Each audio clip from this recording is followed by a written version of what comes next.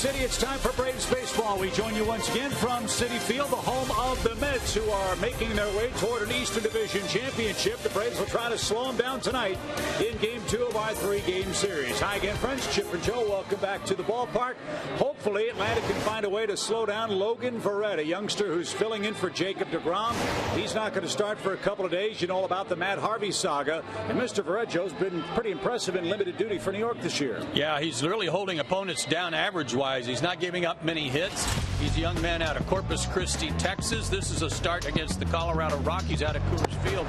And what I noticed watching him is he reminded me a little bit of Ryan Weber.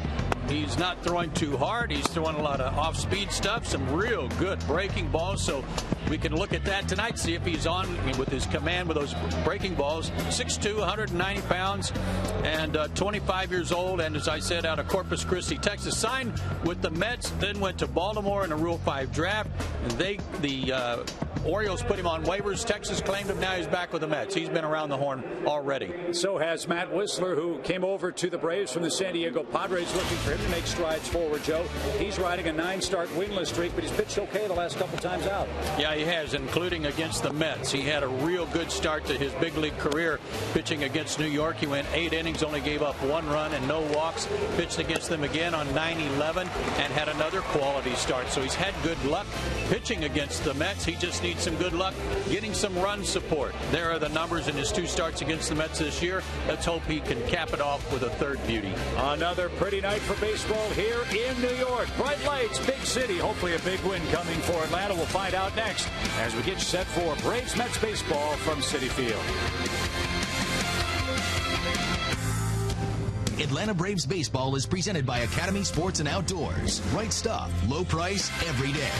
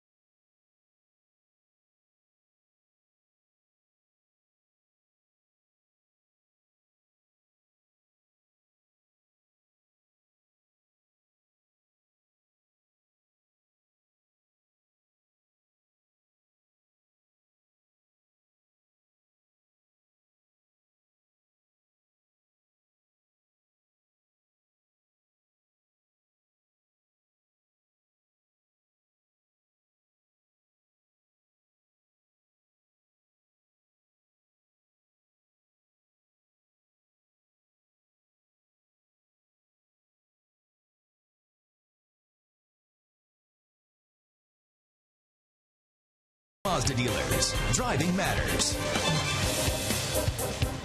And we welcome you back to the Queensboro. A beautiful Tuesday night here at Citi Field, and the Braves are hoping to break through and come up with a little bit of success against the first place team in this division. Hello again, everyone. I'm Andre Aldridge. Another reason for the Braves to have a little bit more confidence tonight is the fact that their normal right fielder will be back, and that's Nick Markakis. This will be the 152nd game of the season for the Braves. Well, Nick Markakis will be playing for the 147th time. Had to miss the last couple of games because of a little slight shoulder muscle injury.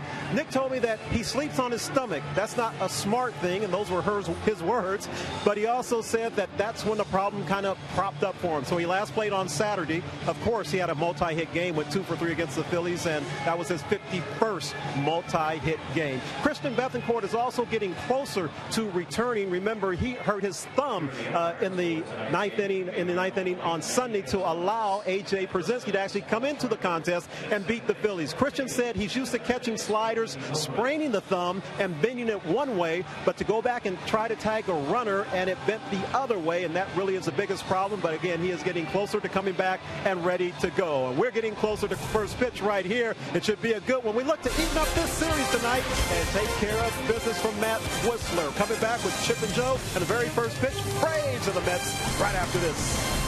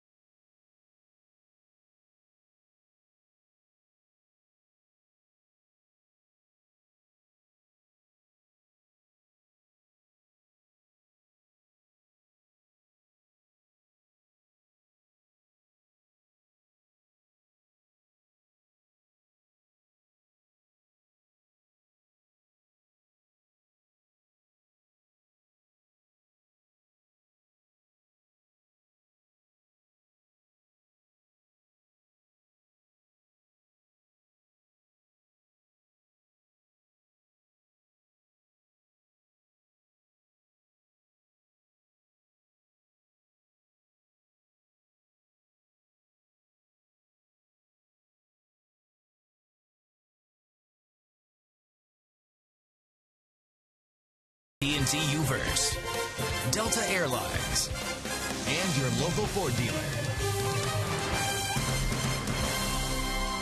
Absolutely gorgeous sunset in New York. Red skies above Gotham as the Braves and Mets get set for Game 2 of our 3-game series.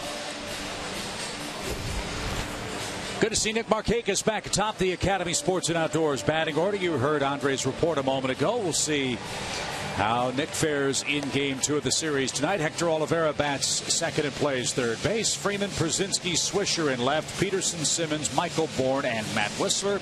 And we get our first look at Logan Verrett as a starting pitcher, Joe, but he's not totally unfamiliar. He pitched against the Braves in relief earlier this season. Yeah, just one outing, couple of at-bats for a couple of guys, but not much else. Opponent's average against him this season, he doesn't let anybody on base when he's working out of the windup. It's amazing. A 160 average goes up a little bit when guys do get on base. But this year, 28 1/3 total innings pitched, only 14 hits allowed. How's that possible? 6 walks, 26 strikeouts. He was a third-round pick by the Mets back in 2011. He made a start 8 days ago against Miami. 5 innings, 3 hits, 1 run allowed in that outing, and got a no decision. Doesn't throw hard. 89 to 91 with a slider, changeup, and curve. Different look for the Mets defense tonight. David Wright's back in the lineup. He'll be at third base. For Terry Collins, the New York skipper. Flores, Murphy, Duda around the horn. Kevin Plawecki gets the start behind the plate. Conforto, Cespedes, and Granderson makes up the outfield and the Mets' CPI security defense. David Wright's missed a lot of time this year, as you know, with the back issues, spinal stenosis. He's been very careful with managing his playing time. In fact, Don Mattingly talked to David Wright when the Dodgers hosted the Mets and said there are going to be days where you just want to play and you just can't. You can't succumb to the pressure of being in the lineup. If your body tells you no, don't play. Wright didn't last night. So Markakis ready to go for Atlanta, and we are underway. And Manny Gonzalez, the umpire, behind the plate, raises the right arm, strike one. Comfortable 70-degree night, winds out of the east at 11 miles an hour. A perfect night. And a bounding ball, right diving play, could not get a handle. And look at how wet the infield is for David Wright. I mean, he just skidded to a stop and then dropped the baseball. Infield hit for Nick Markakis. That was a pretty good play just to get leather on it, but he actually caught it. And yeah, I'd say they soaked the infield pretty well.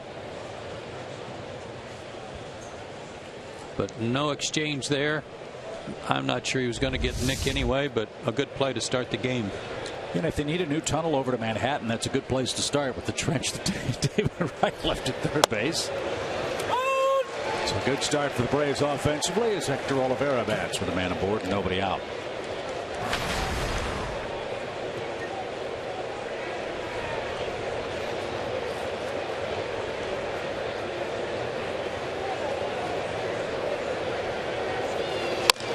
Ground ball toward right again. He'll charge and make the peg to first in time. Markakis moves up 90 feet. Boy, we've been seeing a lot of that. Little slow roller tappers from Oliveira. He's 4 for his last 10 coming into this start. But at least 3 of those have been swinging bunt hits. He gets fooled. He rolls over the top. Top hand comes off the bat. Has not been driving the ball.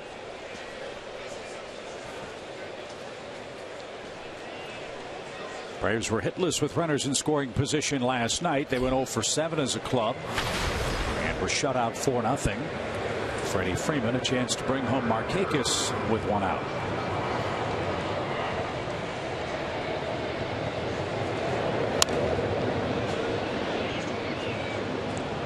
Brian Jordan referred to this in Braves Live, talking about giving Freddie Freeman some opportunities. He has not fared well against the Mets this year, a team previously in his career he wore out. But Atlanta, this last 11 games, needs him to drive in some runs when he gets a chance. No balls and a strike. And Verrett missed down and in. 1-1. Truly is a tale of 2 seasons for Freddie Freeman. Look what he did. 13 and 14, and to your point, this year. Only 5 RBIs, and granted, he did miss quite a few games in a couple of series against the Mets.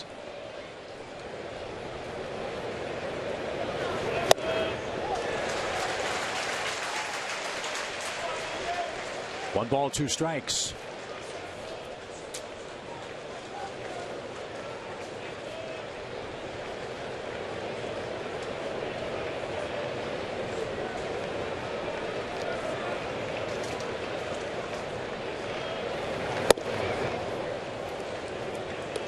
Nothing wrong with a 92-mile-an-hour fastball. And that's a little better than the scouting report. The scouting report said 91 was the top end, so it's not that far off. And already a couple of pitches in, so not shy about going in there.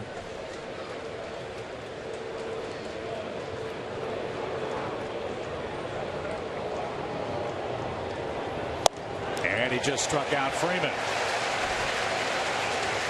Freddie's been late a lot, Chip, and part of it goes to what I thought was going on when he first came back from the disabled list, where he was diving and taking his hands with him, and then as a result his swing was slowing down. His hands were late cutting the bat loose.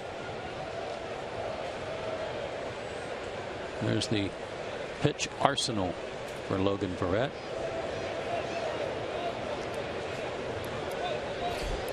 Who's really pitched some big games for the Mets, filling in for Harvey in Colorado, filling in for DeGrom tonight. They're not completely skipping Jacob DeGrom. They're just giving him some extra rest. He has not been nearly as crisp and sharp in rotation for New York. They got a big lift from Jonathan Neese last night. Neese went 6 shutout innings. And now Verrett facing A.J. Przinsky, and that one skied foul to the left side, headed for the stands, even count. And A.J.'s good work, our Georgia lottery hitting the jackpot. His work against the Mets this year, outstanding. .359 average with some power.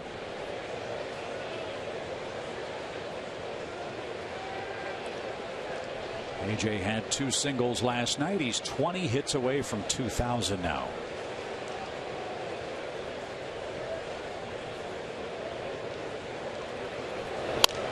Ground ball to first. That'll be easy, and Logan Verrett gives up a leadoff hit and nothing else. Here come the Mets to face Matt Wisler at home.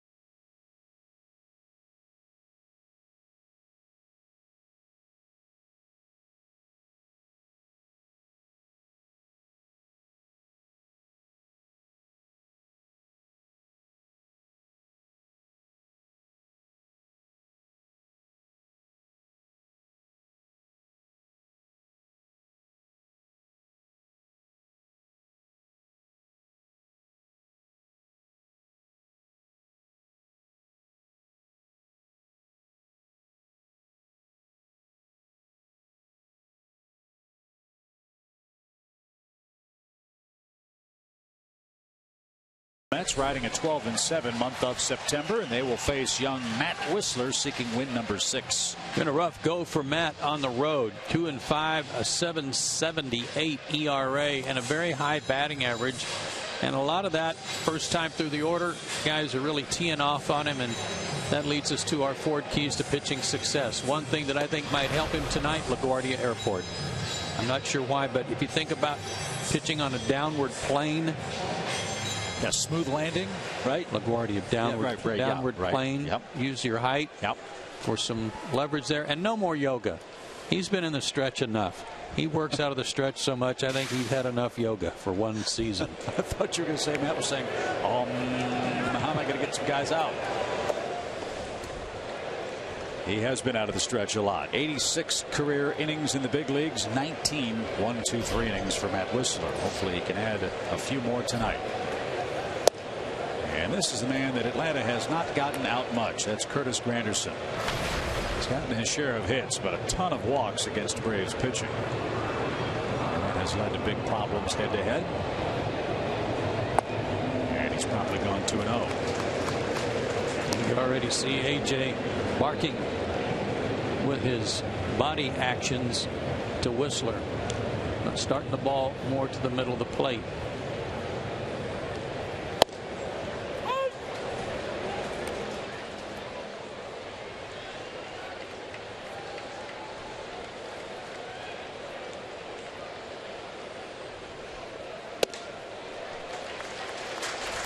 Three balls, one strike. You don't have the luxury against a team as hot as the Mets of easing into the game.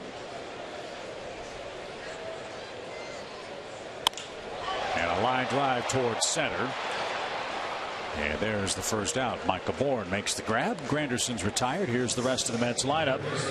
David Wright bats second, plays third. Daniel Murphy hits third, plays second. Cespedes, their cleanup man. Duda, Flores, Conforto, Plawecki, the catcher.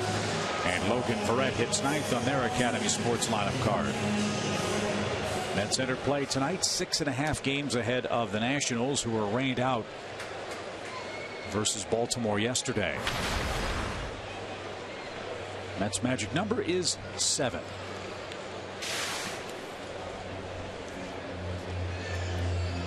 Game number 30 for David Wright, hitting an even 300. And he cracks the first pitch deep toward right center field, and it's gone.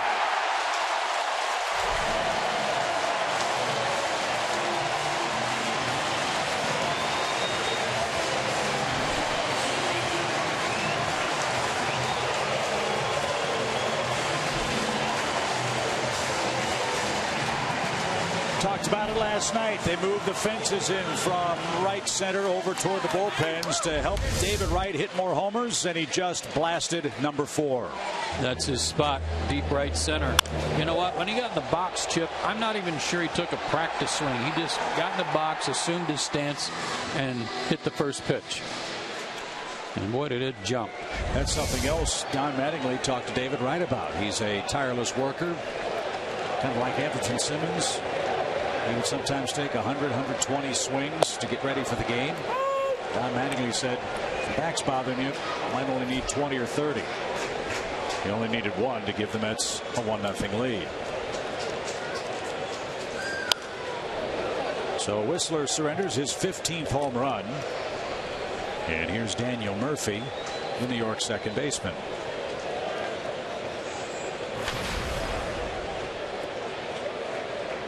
Murphy had 2 hits, 2 RBIs, and a bad base running play last night.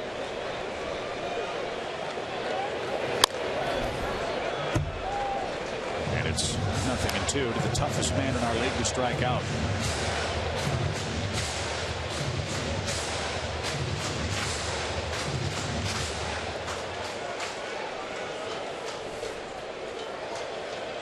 That base running blunder, a common occurrence according to a lot of folks around the Mets camp.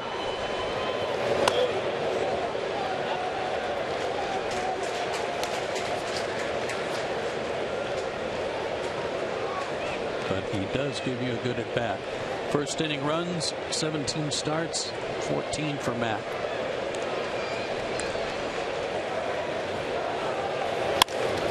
Another rocket toward the gap.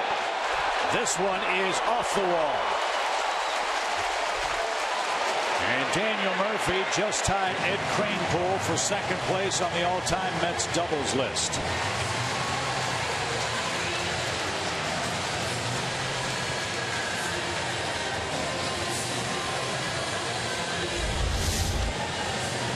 Left-handers have given Whistler a problem all year long. They came into the game hitting .367 against Matt, with 10 of the 15 homers now.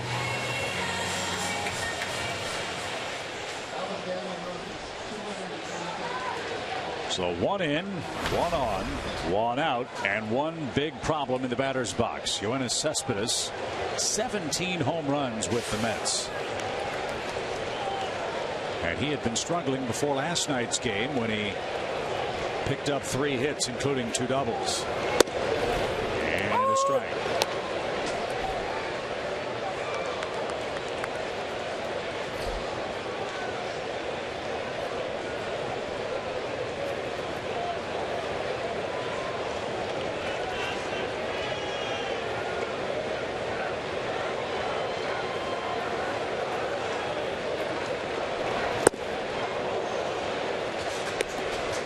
Good breaking ball.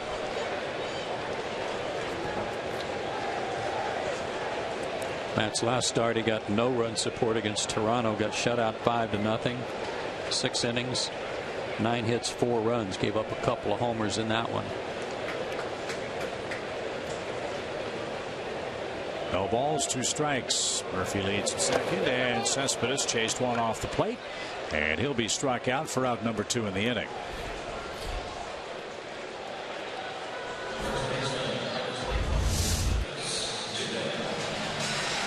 Threw that one a little bit farther off the plate. Nice block by A.J. The thing about David Wright's home run was that it didn't follow a leadoff walk to Granderson. He was able to come back after the 3-1 count or 3-0 count and get Granderson to fly out. So at least it was just a solo. You can live with one. You'd hate to see two or more. Let's see if he can get Duda, another left-handed bat. Lucas with 22 homers and a .240 average. 0 for 2 with 2 walks last night. Both of them intentional passes. And a strike. And he is really scuffling to regain the form that he was enjoying before he went on the disabled list with a bad back. He's just 6 for his last 36.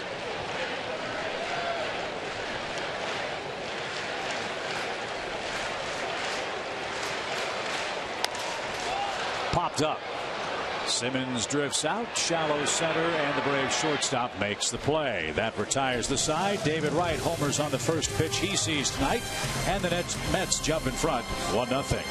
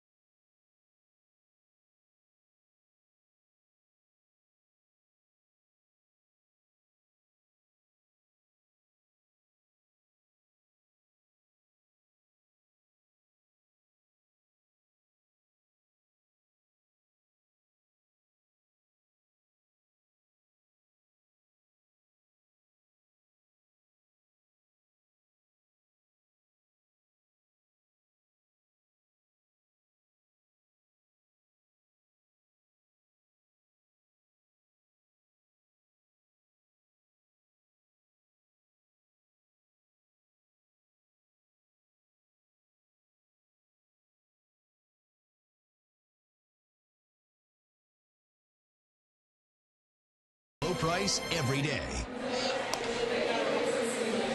New York 1, Atlanta 0, courtesy of a David Wright home run. And David Wright, as you'd suspect, is tonight's AT&T Ubers trivia question subject. He ranks first among active right-hand hitters with 35 homers against the Braves. Among right-handed hitters, who's second?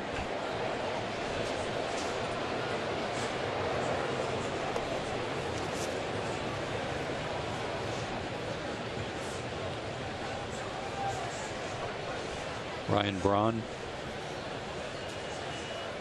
Aramis Ramirez.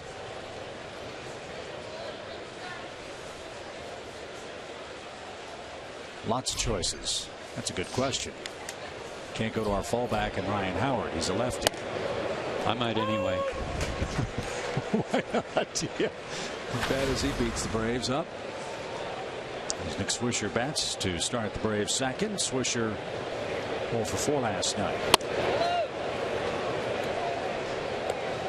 Logan Verrett was not like a 20th round draft pick. He was taken high in the draft.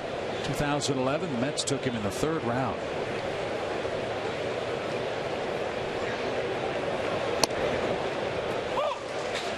Baltimore took him in the 2014 Rule 5 draft. Texas claimed him on waivers. He pitched in 4 games with Texas this year in April.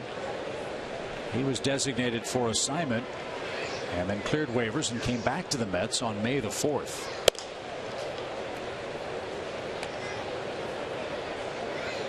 Yes, they obviously thought a lot of him to draft him in the 3rd round. So the opportunity came along to get him back, and they jumped on it.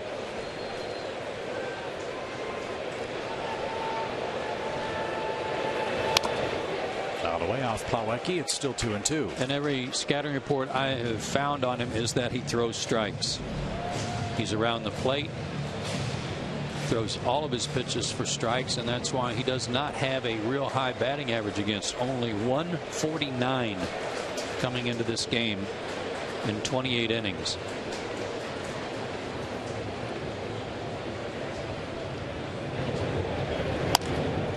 In the air toward right. That's going to hang up for Granderson, who makes the play. There's the first out.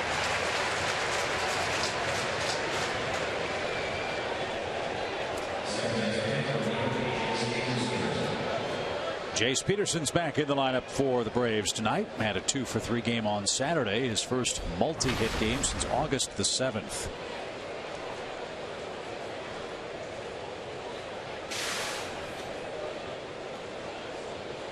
Freddie Gonzalez sprinkling in off days for Jace against the lefties to try to keep him fresh for the final 2 weeks. And he swings the first pitch and drives that towards Cespedes in center, who hardly had to move a muscle. 2 out.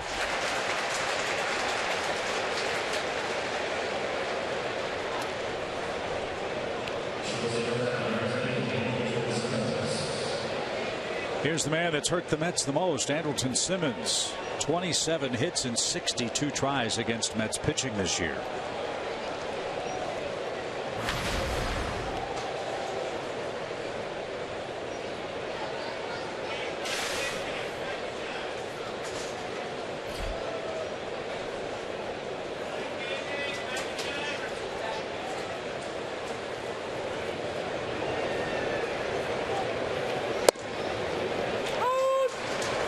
Strike.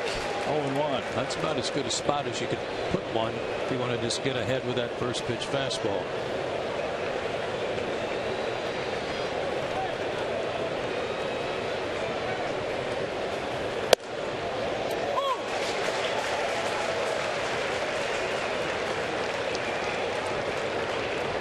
Anderson not too sure of that call.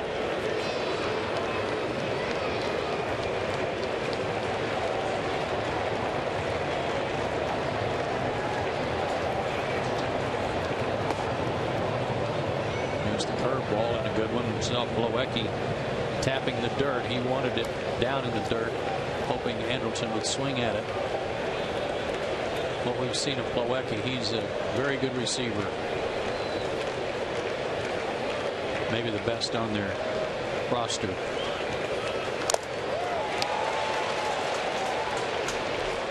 And got a piece of Gonzalez on the way by, but he's all right. 1 ball, 2 strikes. Darno, the #1 catcher. They've got Plawecki and they have Anthony Recker. They've got another guy too. They called up Johnny Manel, who also does some catching.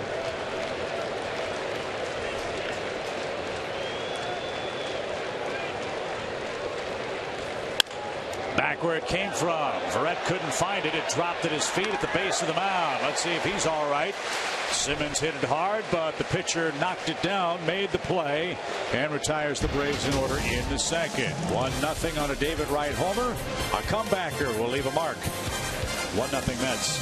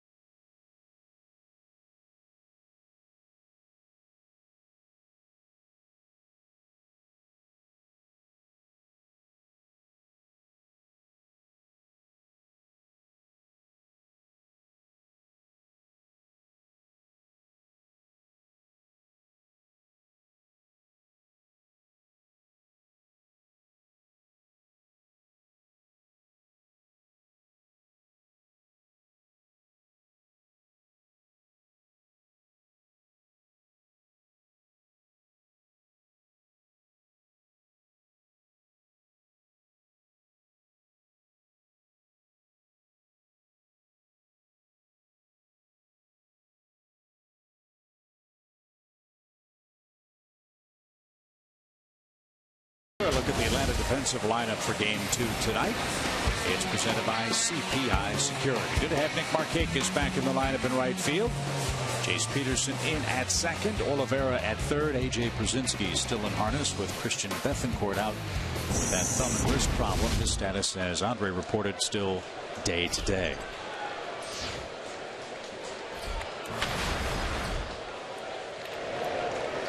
Here's Wilmer Flores. He's the Mets shortstop. That's on a play foul.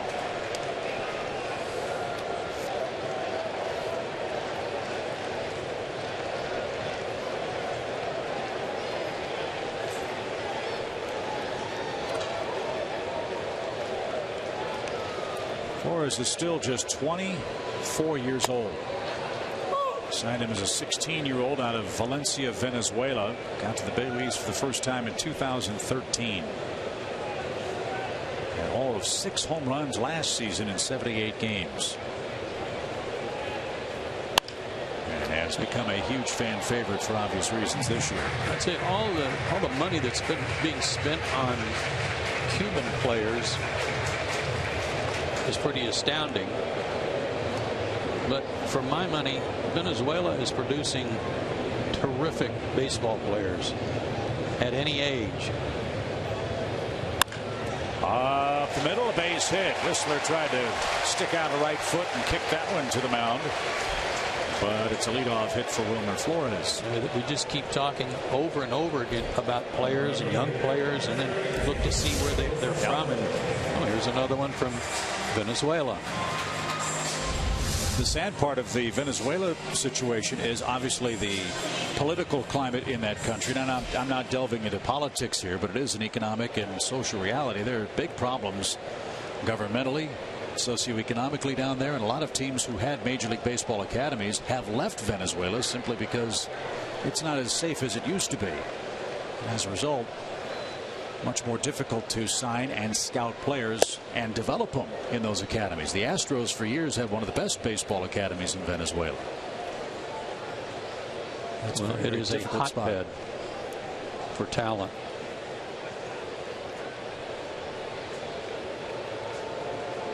Michael Conforto hit a homer here last night. Good looking hitter.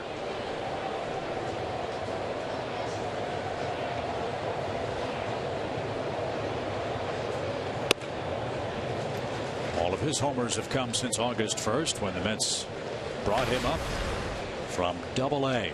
Yeah, this guy was an A-ball in the New York Penn League last year. Not the New York Penitentiary League, the New York Pennsylvania League, New York Penn League. He looks like a good one. Popped up. And left side of the infield. Simmons will take this one. He's got it. And there's the first out.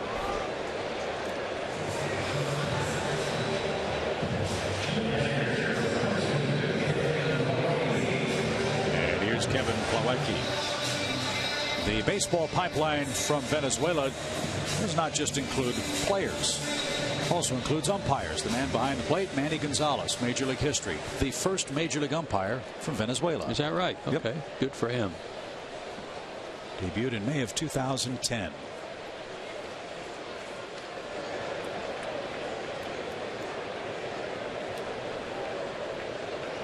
One on, one out for Whistler. 1-0 Mets. We're in the second.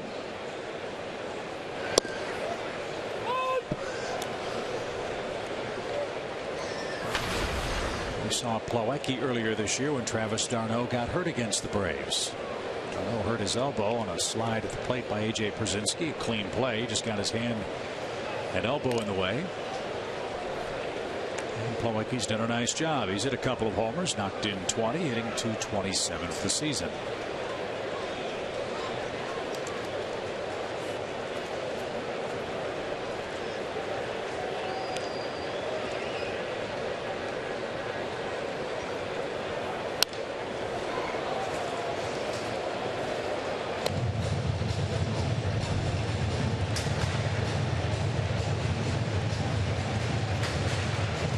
Plawecki, the pride of Purdue. Carmel, Indiana.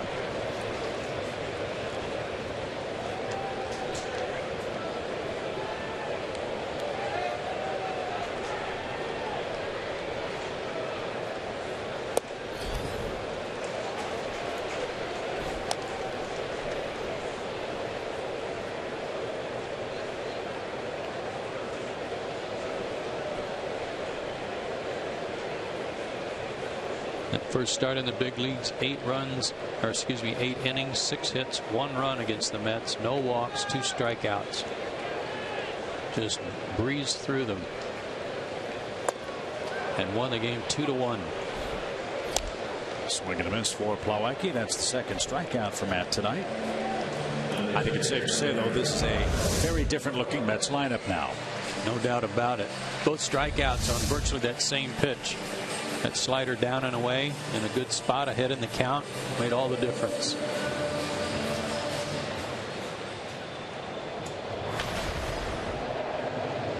Silverette 0 for 5 with a strikeout at the plate.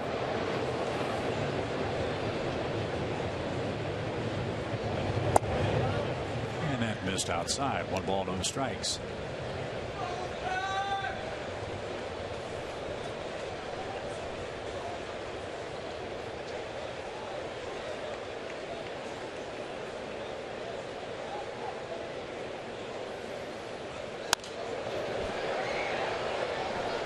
Set of the seats foul. It's now even.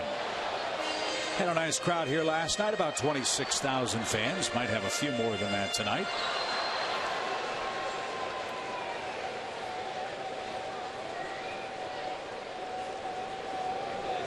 The Mets team fired a 5-hit shutout at the Braves in Game 1 of the series.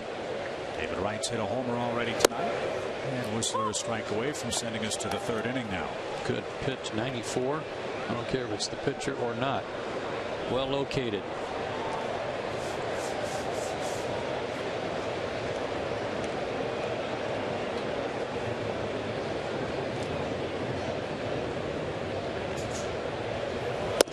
He finished him off with another 94-mile-an-hour fastball. Back-to-back strikeouts, and our game moves to the 3rd inning. 1-0 Mets.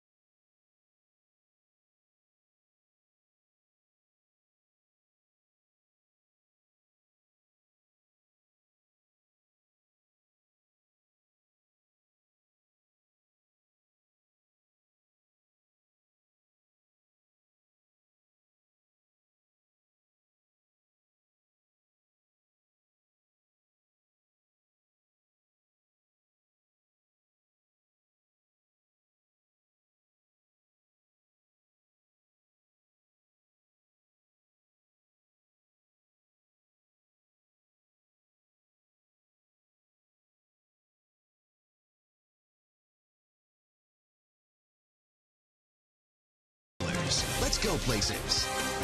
Zaxby's and Georgia Power. Mets 1, Braves nothing early on at Citi Field in New York. Fans, time for you now to tweet your strongest fan photo. Use hashtag SouthDataStrongFan, and you just might see yourself in an upcoming broadcast brought to you by T-Mobile. Beautiful New York skyline and Manhattan. We're in the borough of Queens and the city of Flushing, New York, the site of Citi Field. Beautiful ballpark. I miss the skyline on top of the old scoreboard at Shea. I know they moved it over or somewhere over in that center field plaza area, but you can't see it from our vantage point. I always thought that was cool. There it is.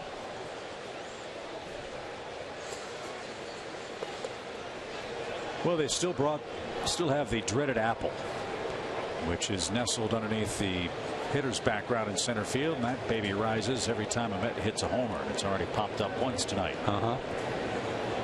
That's enough of that. Michael Bourne leads off for Atlanta. Whistler and Markakis to follow against Logan Verrett. And a bunt try is out of play, foul. Oh, mercy.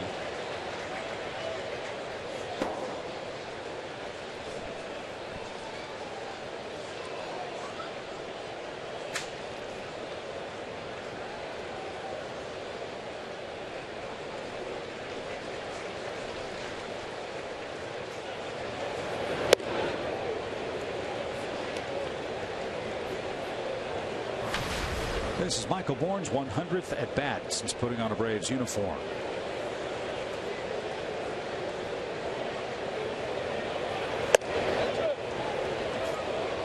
And he looked that ball off the plate. 2-1 the count. Laid off a changeup.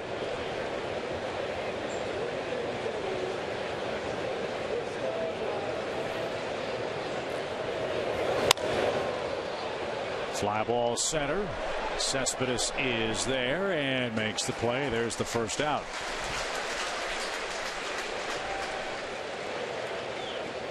No question about it. The Mets have put together an impressive offense, but their pitching staff is quite obviously a huge strength on their team too. Yeah, whip is walks and hits per innings pitched, and they lead all of baseball in that category. That means not too many base runners. No shock there that all 5 of those teams are postseason contenders. A strike for Whistler.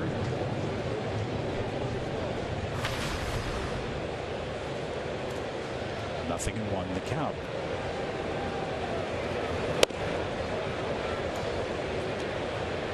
Verrett's retired 7 straight after Markakis' infield hit. Yeah, nothing hit hard.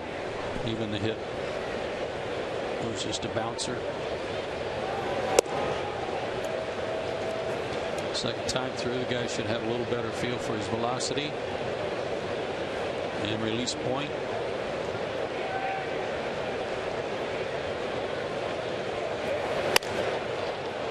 In the air to center. Cespedes can't get there, and Whistler shaking his right hand right off the end of the bat. And that hurt. Look at Terry, look at him. Well, yeah, it's not a big deal. You got a hit. Ow. He looked at the bat like, who put the electricity to that? Terry wasn't giving him a lot of sympathy, was he? No. Terry shaking his head at first. So a blue pit, the second of the game for the Braves. Here's Markakis. And a strike.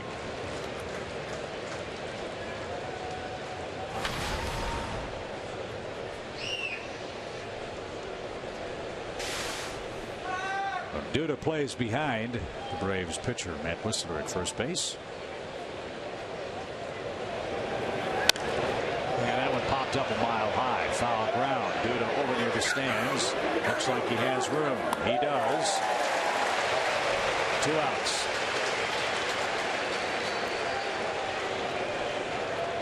I was impressed right before that pitch was delivered. Matt Whistler did what you're supposed to do as a base runner, whether you're a pitcher or not, and that is check the scoreboard, see how many outs there are, and then check and see where the outfielders are playing in case a ball's hit where you might have a chance to go first to third. He was checking to see their alignment. So some props for Matt Whistler on checking everything out as a base runner.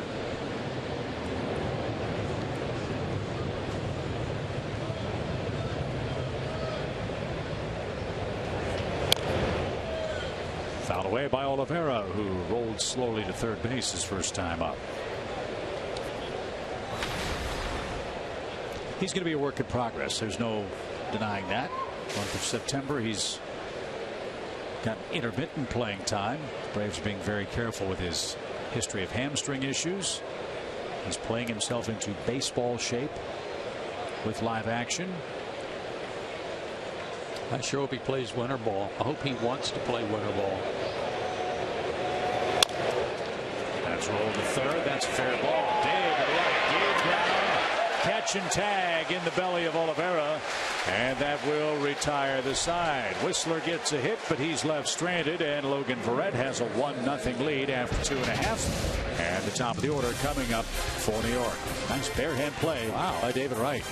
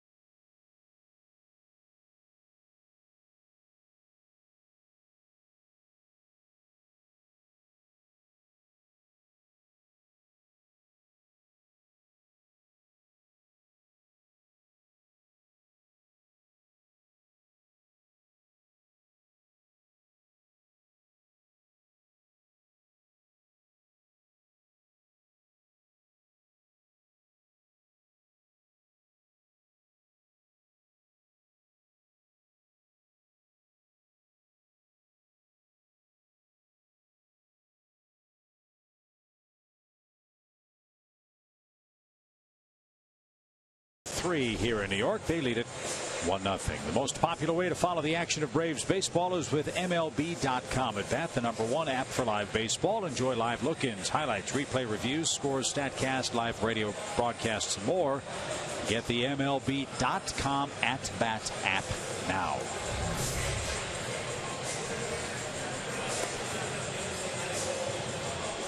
So hopefully the Bumblebees have left the right hand of Matt Whistler after his off the end of the bat hit just a few moments ago. And hopefully he'll breeze through the Mets order here. 1, 2, and 3 on the lineup card. He has yet to throw a perfect inning. He's surrendered 3 New York hits. Got some Braves fans in the house tonight. Need to give them something to yell about, so they get stuff thrown on them. Adam.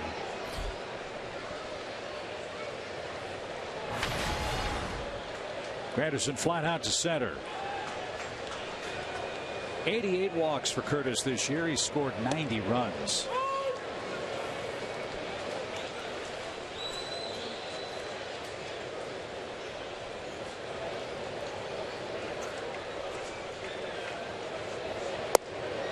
It was not a love at first sight transition from the Yankees to the Mets for the Mets fans and Curtis Granderson. He really struggled his first year over here, but they warmed up to him. Chase to his left gets Curtis Granderson for the first out. You're right, he had 227 last year, his first season in a Mets uniform. He scored 73 runs, struck out 141 times, and walked 79. So already a much better year. Way better. And a lot of early damage, just like David Wright.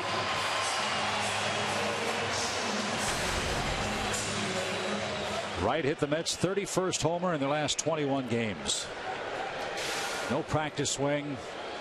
Locked, loaded, and belted it over the fence in right center. Yeah, he didn't even do that little half swing there first inning.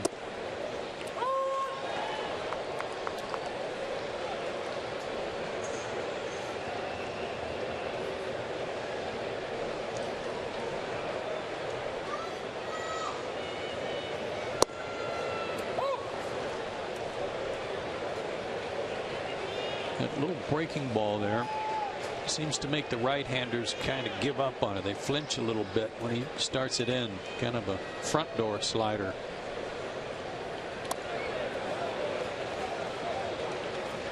Nice effort by A.J. there to frame that bouncer. He leads the league in that category. He's good at it.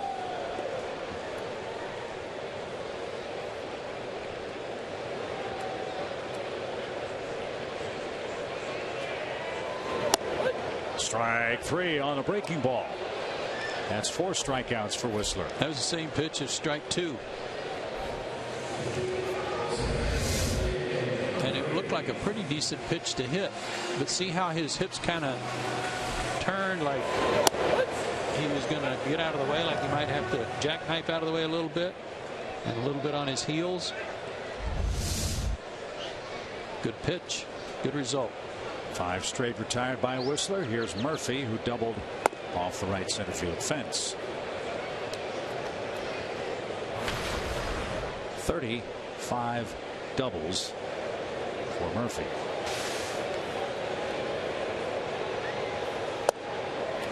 I think the Braves should just walk him and then see what he'll do on the bases next. Right? Maybe that's where the term Murphy's Law came from. Could be. To second. Peterson slipped as he made the play, and the flip to first is in time. And Whistler has a 1-2-3 inning. Perhaps he's settling in. 1-run game through 3 in New York.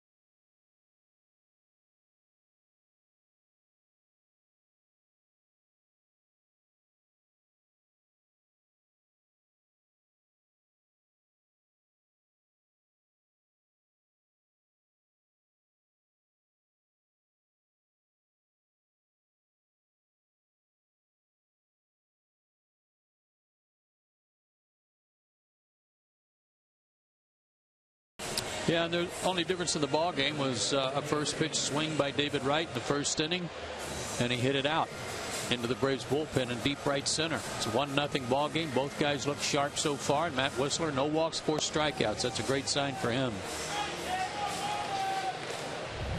And hopefully Atlanta's offense could get something done against David Wright's crew here in the 4th. Freeman, Przinsky, and Swisher are coming up.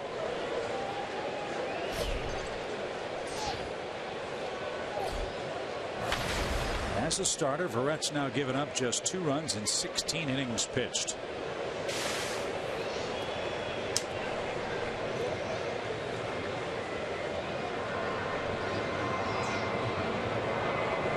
Wide and caught. Murphy to his right, playing in shallow right field. 1 away.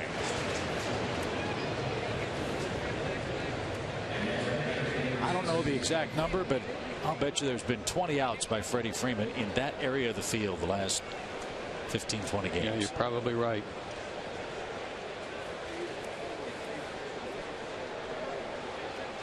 So Freddie 0 for 2 tonight, and A.J. Przinsky's the batter.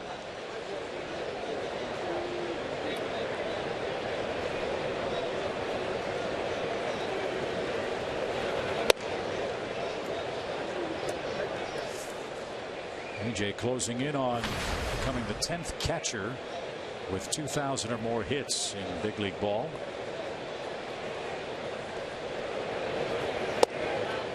Also 4 doubles away from being listed in the top 5 among catchers in 2 base hits.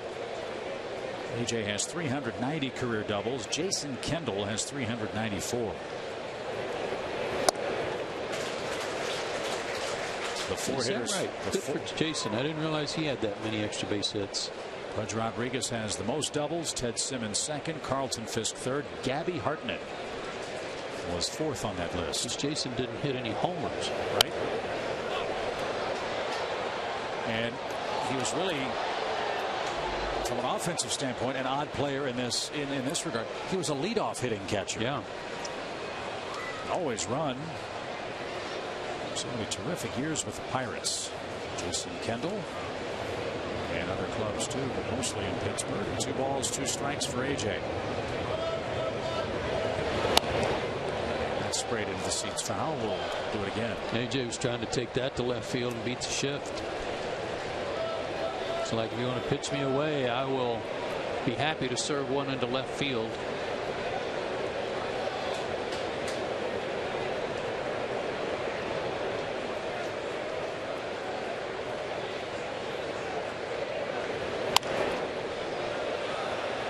Inside out swing, tried it again, fouled it away again.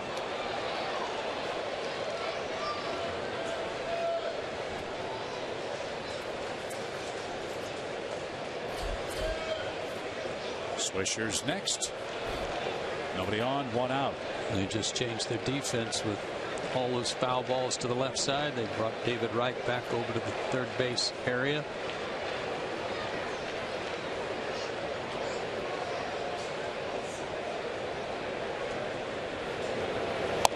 And AJ's down on 7 pitches. Mad at himself. There's the second strikeout for Verrett.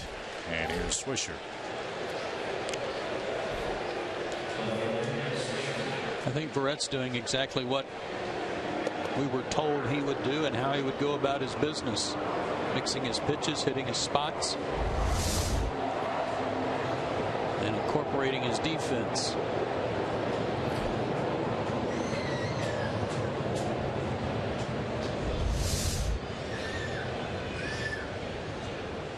Nick flied out to Curtis Granderson to start the Braves second.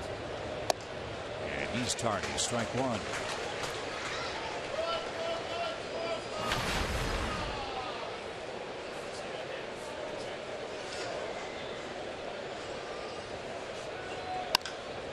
This one's popped up left side. Flores goes out. Conforto comes in and at the line makes the grab. And the Braves are retired in order in the top of the 4th.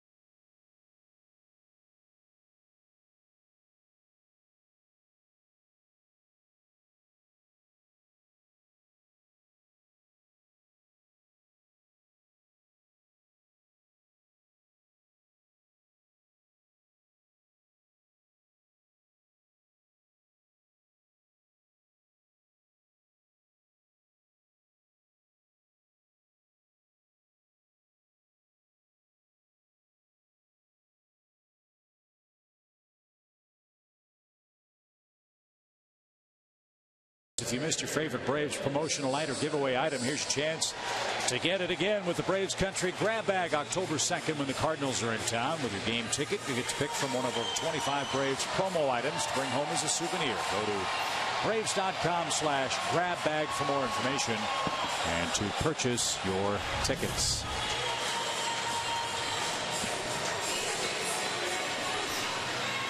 David Wright's homer, the difference in New York tonight.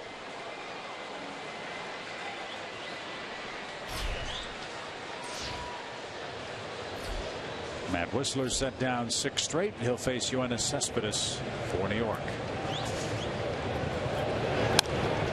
And he had a big rip. Foul away.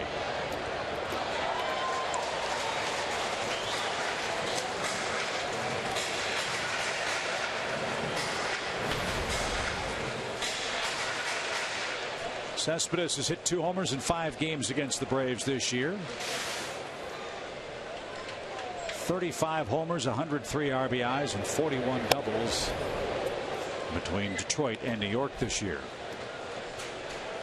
95 on that heater in on his hands.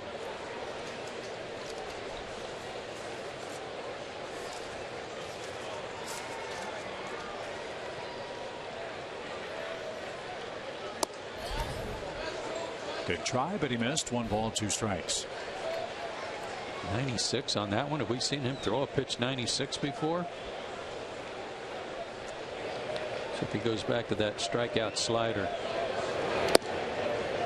Tried, but he missed.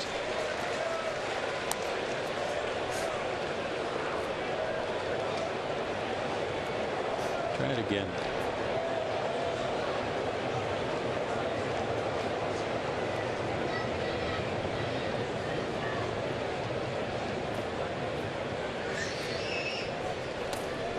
He went around. Cespedes is called out at the plate, and A.J. Brzezinski is going to throw him out at first. A couple of check swing strikeouts for Cespedes. Crowd boos the home plate umpire or Cespedes for not running. Either way, it's the first out of the inning. Well, he went, and then the umpire let him know right away by pointing at him, but Yoenis decided he didn't feel like running, I guess. 5 strikeouts for Matt in the game. Here's Lucas Duda. He popped out his first time up.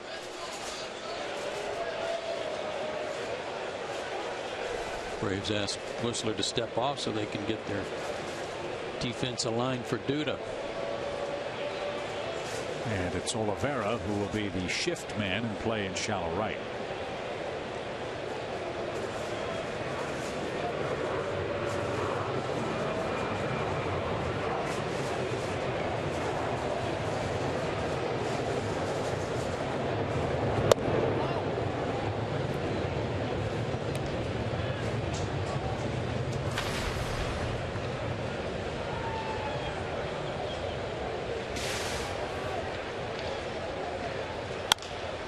High fly ball toward left, and Swisher will be there. 2 down. 8 in a row retired by Matt, and Wilmer Flores the batter.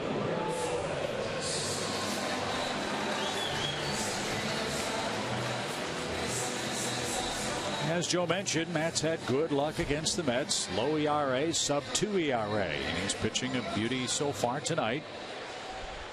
He's only down a run. Yeah, it's 8 in a row he's set down, and 10 of 11.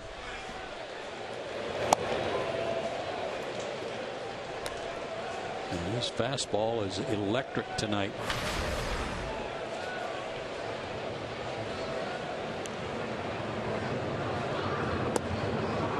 So is that.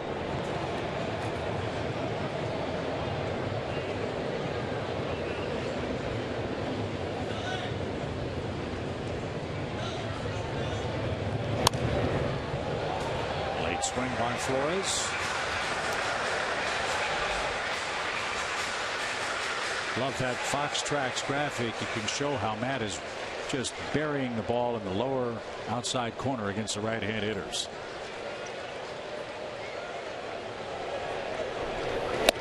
And then tied him up and in with a blistering fastball at 94 miles an hour. 6 strikeouts through 4 innings for Matt Whistler. Let's give the kid a run or two. He's down 1-0.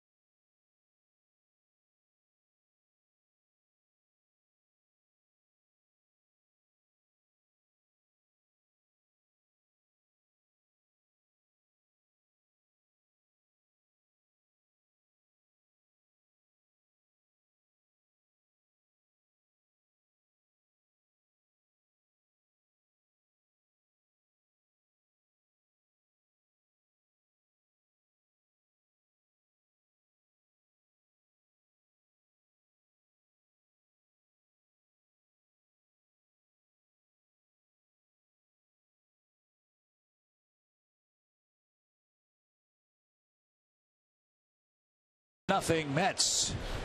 David Wright, the villain tonight, a first pitch home run with 1 out in the first inning. So Matt's doing a good job. Now it's time for the Braves bats to get to work, Joe, and that's been an issue the last week. I'll say 7 runs in the last 56 innings. Now 6 of those came in the series against the Phillies, and that was enough to win 3 games. Going to need at least 2 tonight, and maybe only 2 the way Whistler's pitching. Peterson flied out his first time up. And Verrett drops in a strike. I don't think it'd be a bad thing, though, to put 6 or 7 up there just to see if that worked, too. Yeah, right. I mean, there's no rule that says you can't do that. No, I haven't read it. And that's low, even count. 1 ball, 1 strike.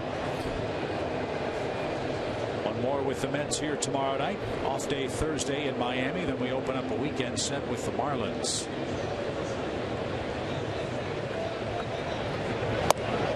They're hosting the Phillies tonight. Phillies are up 3-0.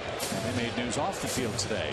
Keith McCannon was extended. He is now the permanent manager of the Phillies, given a contract through next season with an option for 2017. That's great. Congrats to him. Just missed.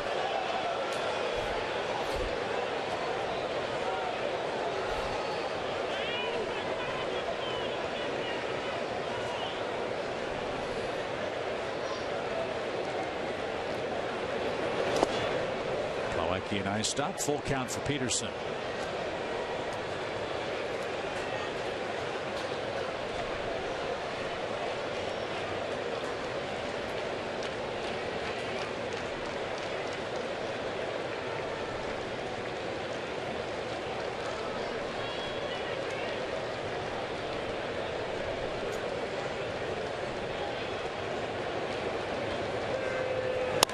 Swing and a drive deep toward right.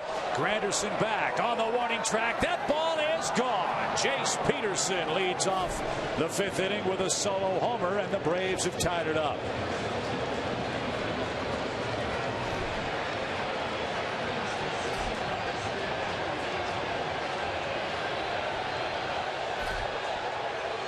Jace worked a deep count and hit it deep into the night. That's the 4th home run allowed by Verrett, and 5 of the 7 runs he's allowed have come by way of homer. Change up. lofted into the cheap seats.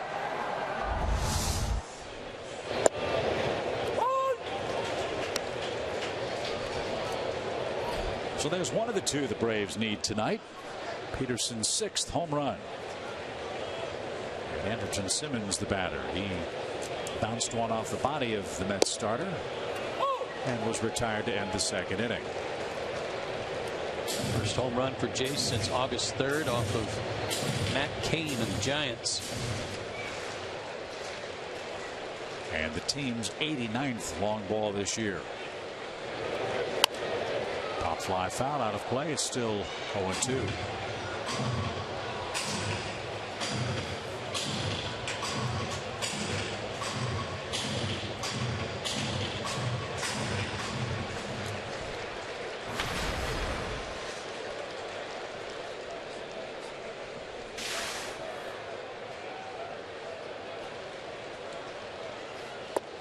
Swing and a miss. Simmons chased something off speed and is struck out. There's the first out in the top of the 5th. Barrett's 3rd strikeout tonight.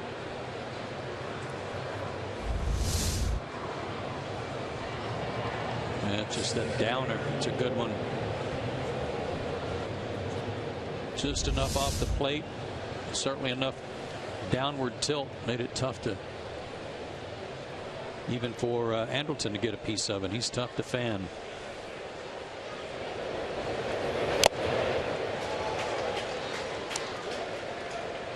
Strike one for Michael.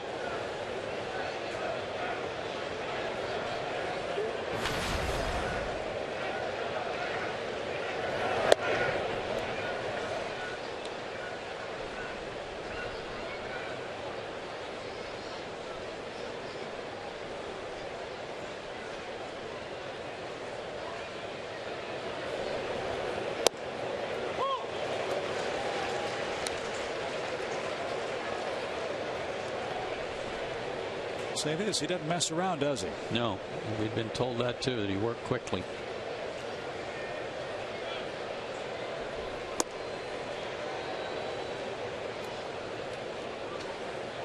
Out of Baylor University. Started his college career as their closer, then moved into rotation. And here he is pitching deep into September with the Mets. And a cue shot. David Wright charges. Bare hand try. All or nothing play. And he couldn't come up with it cleanly. And Bourne has an infield hit. Michael needs about 20 of those. He's owed them. One in, one on, one out. Exactly right, Chip. He's got a stash of those that should be coming his way after all the tough luck he's hit in.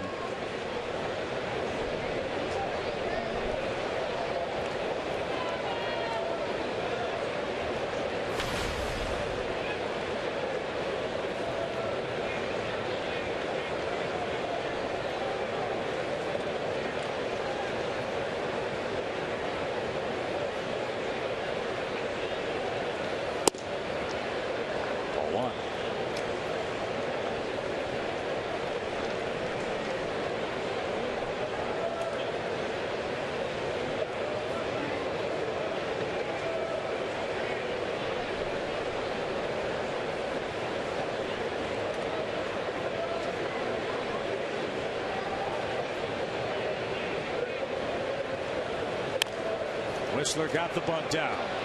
Plawecki makes the play. Good sacrifice.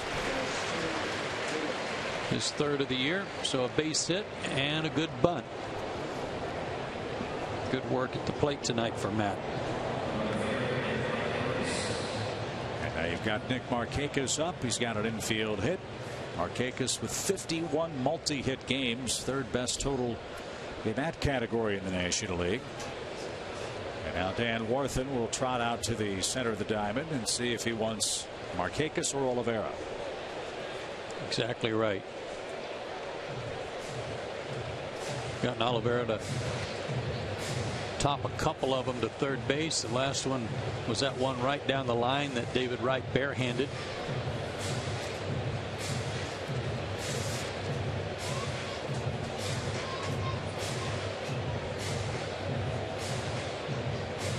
Northern, and Wright talking there a little bit too. It looked like Wright's last response was, okay, I'll play him on the line. So that would almost indicate, if they don't walk Nick, that they're going to pitch him away and see if he'll chase something early. But he's certainly not playing on the line.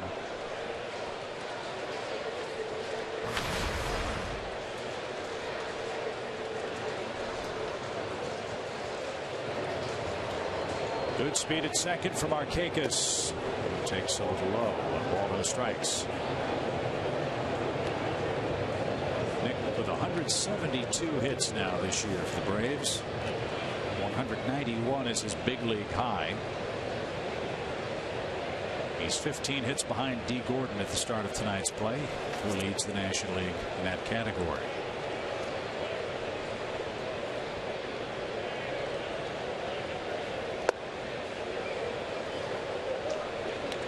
The name you don't hear an awful lot about in the East is A.J. Pollock. He's second in the league in hits, second in the league in multi-hit games, one ahead of Markakis with 52. And now they're going to put him on.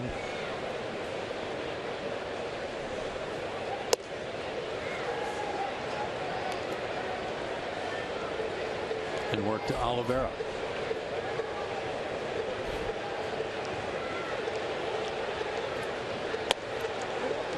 First walk. Second.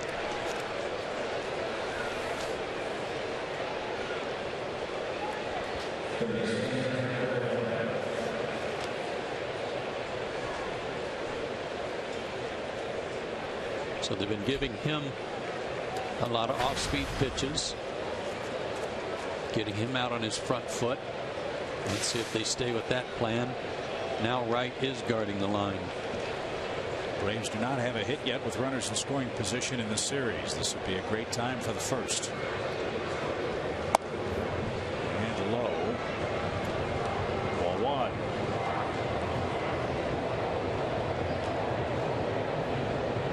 Barrett was cruising through 4 innings. He's thrown 22 pitches this frame alone.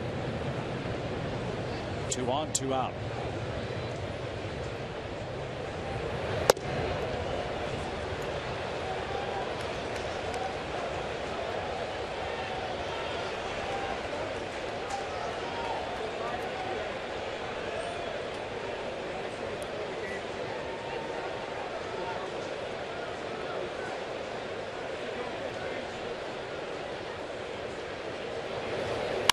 Swing and a fly ball center field and deep. Cespedes will wave goodbye. A long home run. He drove that one.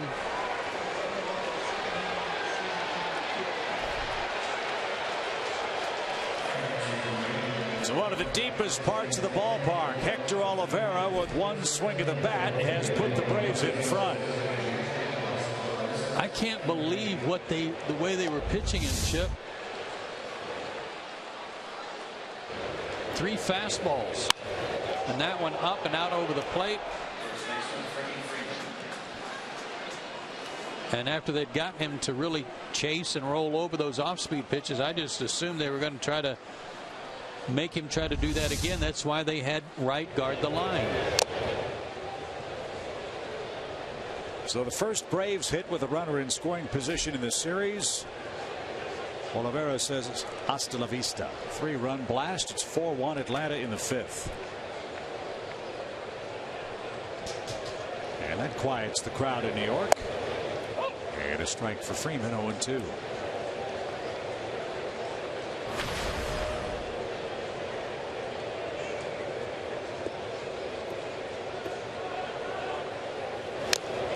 Boy, the ball jumped off his bat on that fastball. Oliveira's.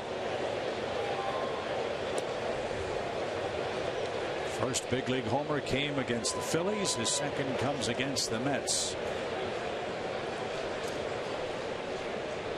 And action's begun in the New York pen.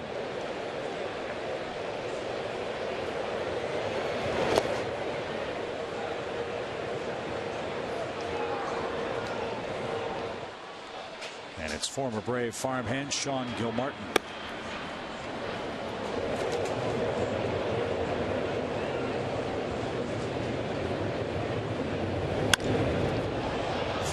to center. Cespedes retreats, and that retires the side. The Braves hit 2 homers in the inning, one by Jace Peterson, and then the big blow, Hector Olivera, with 2 on, 2 out. His 3-run shot puts the Braves in front.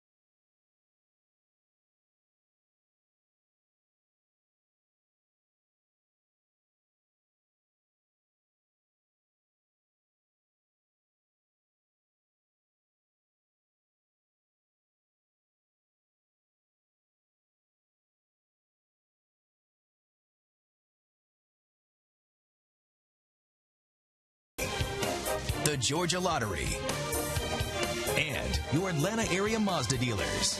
Driving matters. Braves 4, Mets 1. A couple of homers for Atlanta in the 5th inning.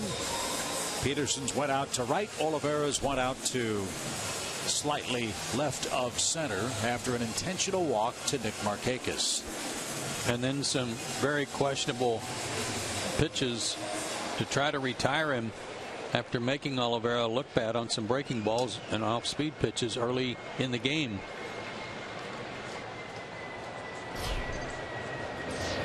So now Whistler, who set down 9 in a row, has a 3-run cushion to play with now at the bottom of the order coming up. Uncle Conforto starts things off. And it's off the plate. 1 ball, no strikes. Shutdown innings have been an issue for the Braves all season long. This would be a great time for one.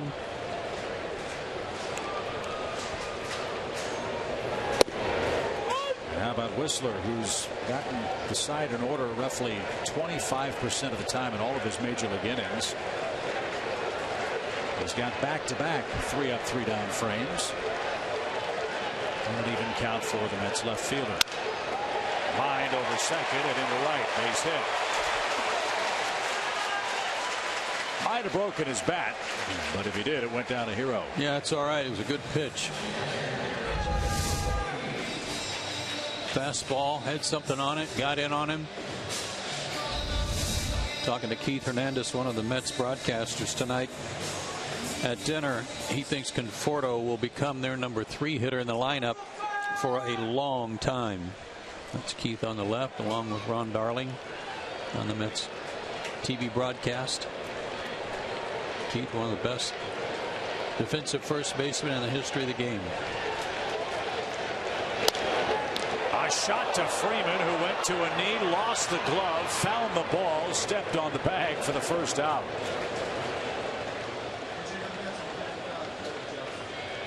That ball was smoked. And Freddie got in front of it to retire Plawecki. Conforto at second, and Kelly Johnson's coming up. Yeah, I hope he got in front of it with leather and not leg. And from 90 feet, not much room to react. Looked like maybe he got his hand. And we know about that wrist and how it's bothered him this year. Oh, maybe it's from how he fell back on his right hand.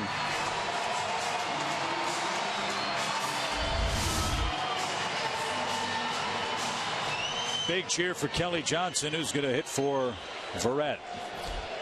5 innings, 4 runs for the Mets right-hander.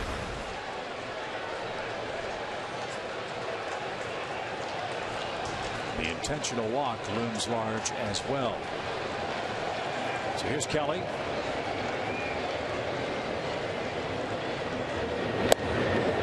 And a strike. Mets, as you know, were just scratching, clawing, begging for any kind of offense that they could find anywhere. They got two players from the Braves, Kelly Johnson and Juan Uribe, and that has really helped the Mets turn their fortunes around.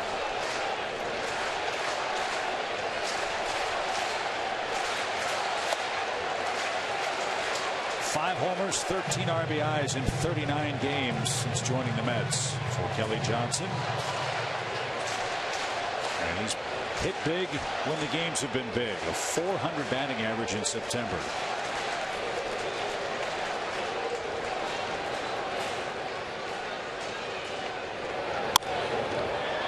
Sliced foul, it's out of play. 1 ball, 2 strikes.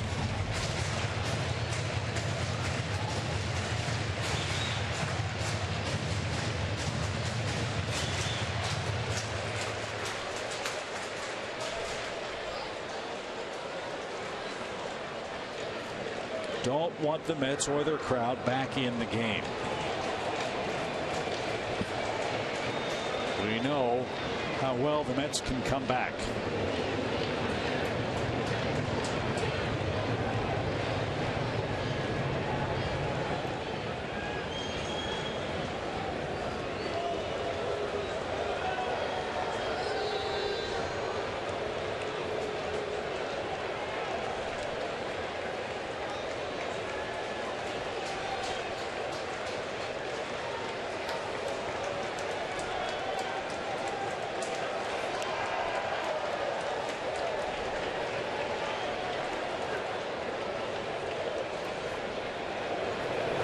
Swing and a miss. Kelly Johnson chased something down and away. Well, lefties have given him a problem. So part of the problem is not being able to bury that slider down and in. The other is not being able to throw the off-speed pitch down and away. That was a breaking ball. Wasn't down and in, but in a good spot. Kept it down, and Kelly was over the top of it. 7 strikeouts. That ties his career high. And he's got a lot of fuel left in the tank. Curtis Granderson, the batter, 0 for 2.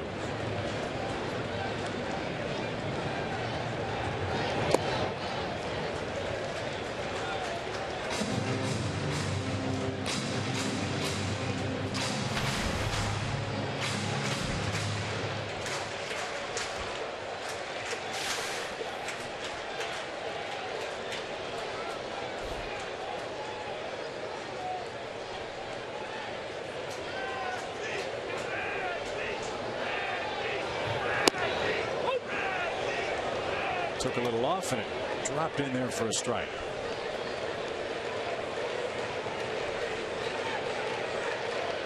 Anderson with 23 homers this year. He's knocked in 64 men.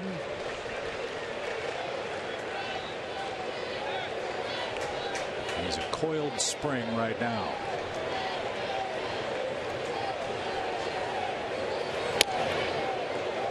Good try.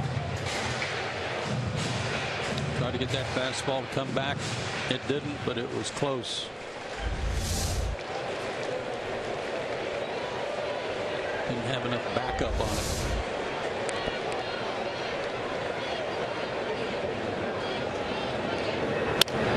Fly ball towards center and playable. Bourne's got it. Shutdown inning for Matt Whistler. Just what he and the Braves needed. He protects a 4-1 lead. We're through 5 complete in New York.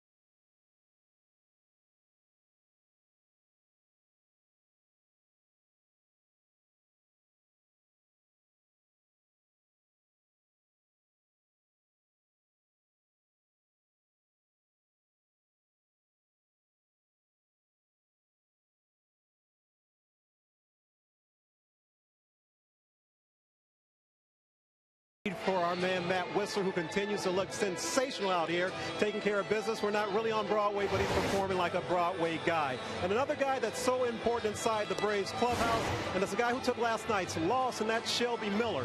And despite the fact that he took the loss, he is still a leader in the clubhouse. We noticed that before tonight's contest, and even the first few innings of this game. Ryan Weber, Williams Perez sitting by him, just soaking up knowledge over and over, talking to him, listening to him. Sure, he may be 24 years old, but he's a leader despite the losses. That doesn't change at all following the disappointment, guys, of last night. All right, Andre, thank you very much. Shelby will get another crack at the ever-elusive victory down in Miami, we believe. And now Atlanta sets its sights on Sean Gilmartin, the former Braves farmhand, who has been awfully tough for Atlanta to hit, and it appears the rest of the league too. Yeah, he's been striking out a lot of guys, which is a bit surprising. 14 strikeouts over his last 12+ innings.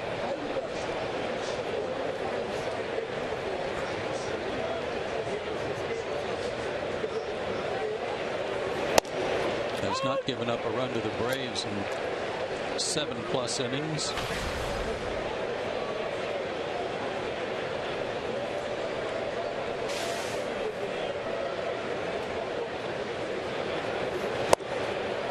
AJ didn't get that. A ball and 2 strikes. Sean turned 25 back in early May. Lives in Norcross in the offseason. The Braves drafted him 28th overall in the 2011 draft and then traded him to the Twins for Ryan Domit. The ball's flipped behind third. Flores goes out, and Conforto trying to make a sliding try. The ball drops. AJ on his way to second, and he's going to be out. Brzezinski thought they missed the tag. He thought he slid between, or his legs went right around the baseball and the tag, but he's called out at second. And no argument for Brzezinski.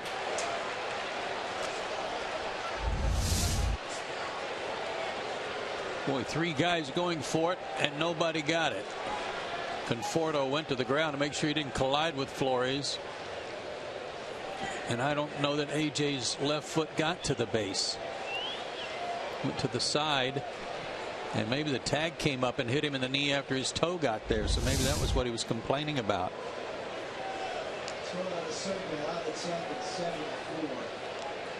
Single for Brzezinski, and he's out at second on a 7-4 throw. And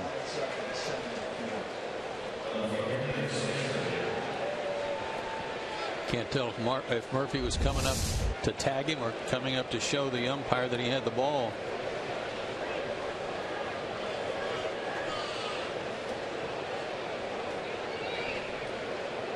One out for Swisher. He'll turn around and bat right-handed now.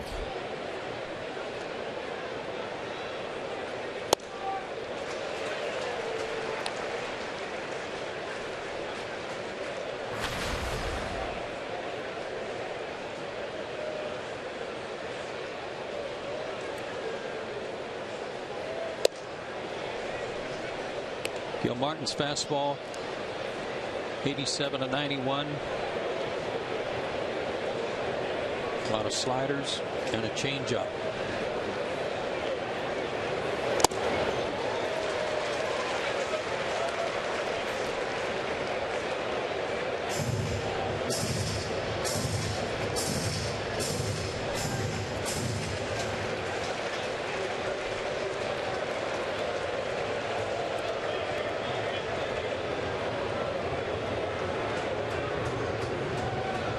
That fans being asked to leave. I think they're being moved anyway. One that AJ pointed out when he was going into the dugout. I don't know what the fans said to Brzezinski, but he had security doing something about it. Maybe it's for that tacky jacket. 2 balls, 2 strikes. And a shot to second. Easy play for Murphy. And there's out number 2. AJ is a fashionista.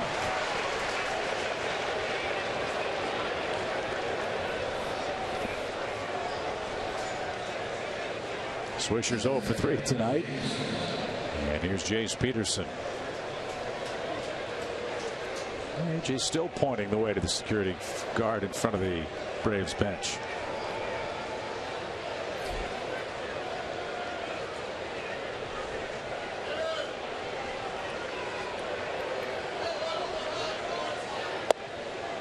Good breaking ball. Strike one for Chase. His homer tied it in the 5th. Braves have chased Logan Verrett with 4 runs in the 5th inning.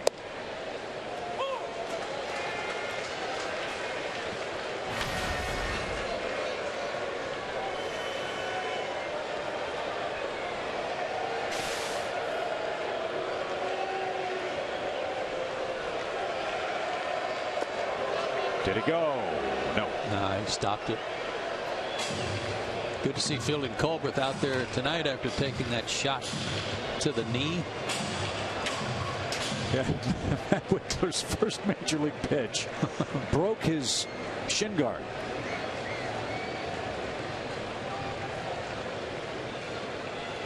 Struck out 2 men in his first big league game. Freddie Gonzalez was telling us after the game when he went out to make a switch later in the game, Fielding Culbreth was laughing about it. Said, "Does the kid want me to sign it? I'll happily autograph it and send it to him."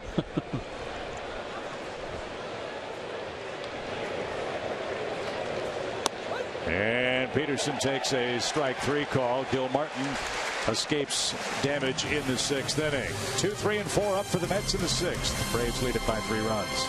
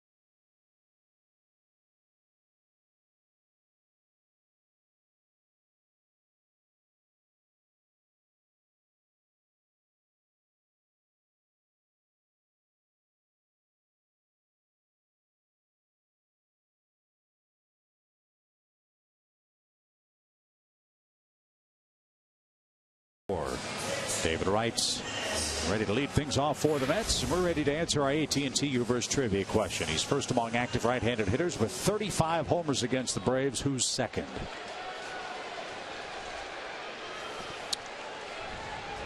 Matt Holliday. That's what I was going to say. Oh, Ryan Braun. All right.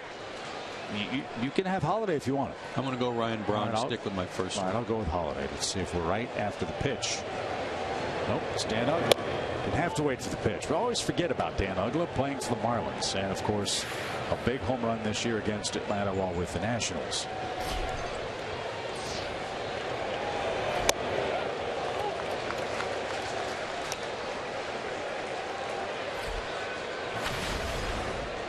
David Wright homered on the first pitch he saw tonight from Matt Whistler. And this one hit a mile high into shallow center. Bourne comes galloping in. He'll have plenty of room.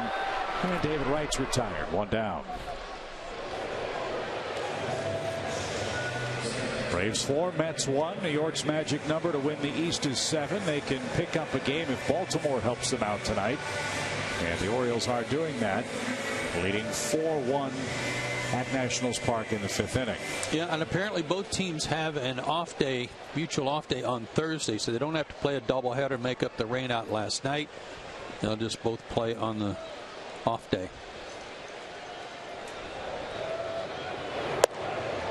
Murphy has a double tonight, and he's down a strike. Nationals are going to lose another off day when they've got to make a rainout up against the Cincinnati Reds at home. Murphy to right. Markakis on the run. Isn't going to get that. That's going to bounce off the warning track and over the wall. Another double. And now Murphy in second place, all by himself on the doubles list. In Mets annals, his second two-bagger of the game.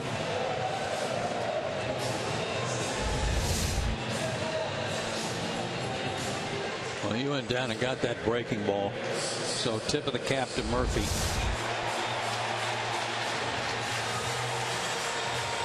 Braves have him right where they want him, on the bases.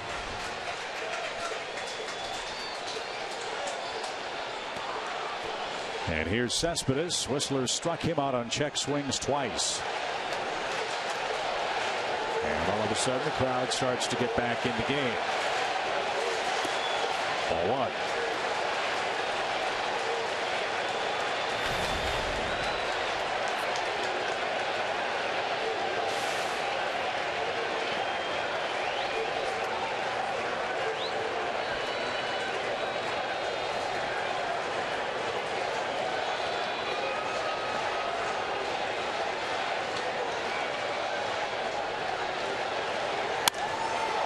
Fly ball toward right, but playable for Markakis. Murphy's going to tag. He will take third on a long fly to right. 2 outs. Good out.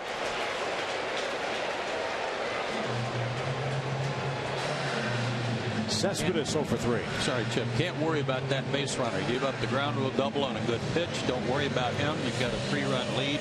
Make good pitches to these hitters that are coming up.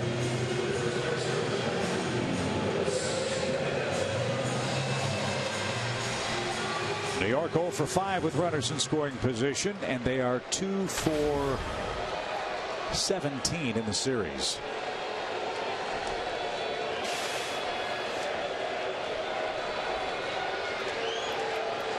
Duda's hit the ball in the air 4 times. 0 for 4 in games 1 and 2. Off the plate, ball 1.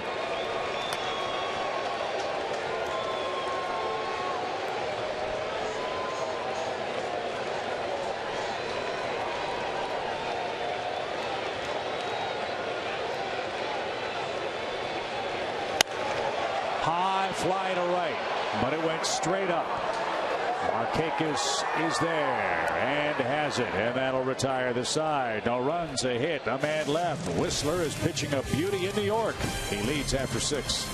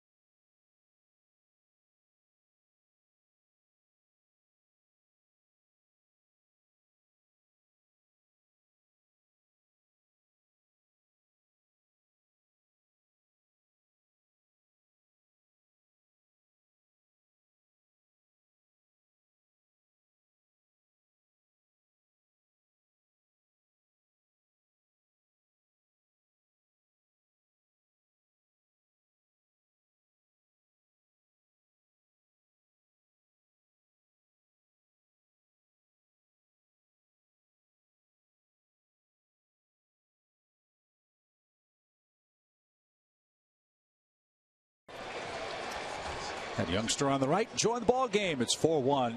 Atlanta the lead. Braves fans, don't miss Fan Appreciation Weekend and the final home games of the year. Friday, October 2nd, 3rd, and 4th when the Braves take on the Cardinals. Mystery Gate giveaways for the first 10,000 fans at Turner Field each and every game. Go to Braves.com and secure your seats today. I love Fan Appreciation Weekend. People go home with a haul. Yeah. Now when they say mystery gates, is that chain link? Is that wrought iron? Is that aluminum? Is it cedar? What is, I mean, no, dork. It's a gate. A capper to left center for Andrelton Simmons. And I'm sorry, I didn't mean to say that right as you're calling a double. That's okay. I've been called a lot worse. Good start for the Braves here in the 7th inning. First hit for Simmons, who continues to punish the Mets. Good rip on that one. Teed off on Gil Martin, who was very sharp last inning. So a chance for the Braves to add on.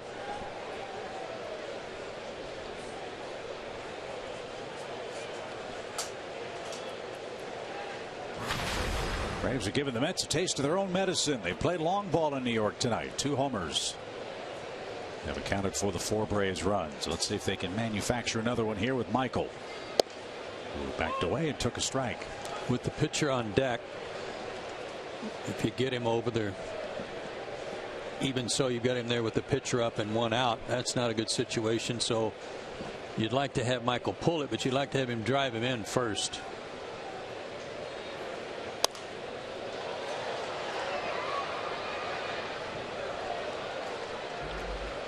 Like Bill Parcells always said, you are what your record says you are. With Gil Martin, righties hitting .216, lefties .264 against him. That seems odd with his delivery to the left-handed batter here, Michael Bourne. Yeah, he must not use that curveball too much to left-handers and must not throw his good changeup to him much.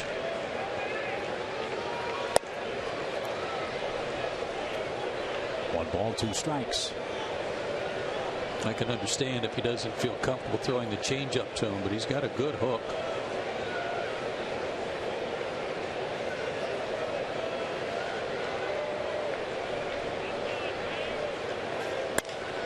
Down the left field line, slicing away from Conforto and into the seats. 1 ball, 2 strikes.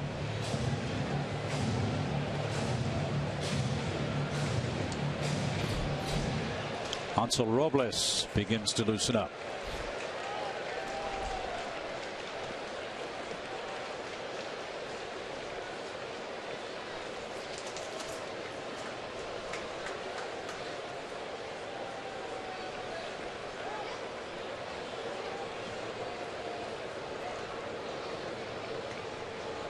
Andrelton stole third in a key situation, bottom of the 9th Sunday in Atlanta, that led to the go-ahead run driven in by AJ.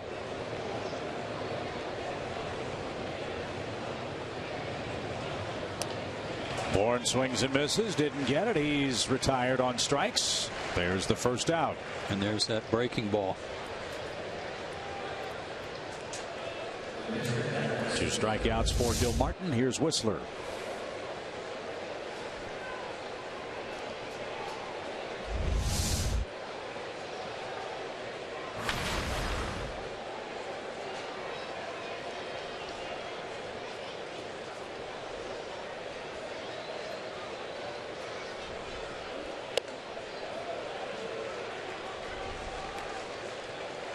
This is just the kind of game we've talked about an awful lot in the second half of the season, in our hopes that these young Braves would take steps forward, make strides. One of Matt's best pitching performances of the year, and he's done all right at the plate too. He's got the bunt down, he's got a base hit, got a couple of shutdown innings. And only 1 run allowed to these Mets, that a David Wright first inning homer, and after that he's pretty much shut the door. He's scattered 3 hits since.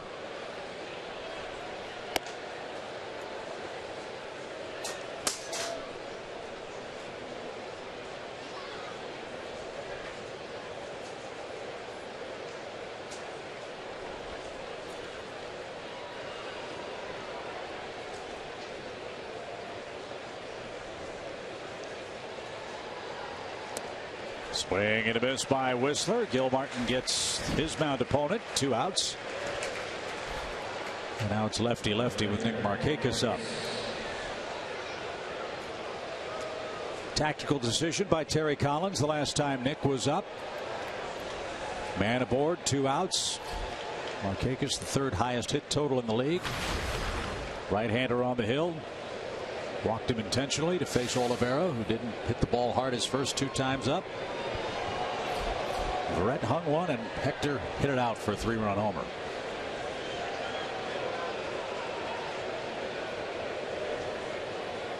Apparently that's come under some second guessing from one of the ESPN geniuses. Smart baseball, they call it. Yeah, smart baseball after the fact. Why in the world would you pitch to a guy who's near the league lead in multi-hit games and near the league lead in hits, and a left-handed hitter against a right-handed pitcher? Well, the old saying is, don't let the other guy's best guys beat you. I think it's safe to say that Nick Markakis has been the Braves' best and most consistent hitter all year, right? Well, I'm sure that ESPN genius has got an answer for everything after the fact. Maybe he should manage sometime, or maybe that's why he's not managing. 1 ball, 1 strike. And low.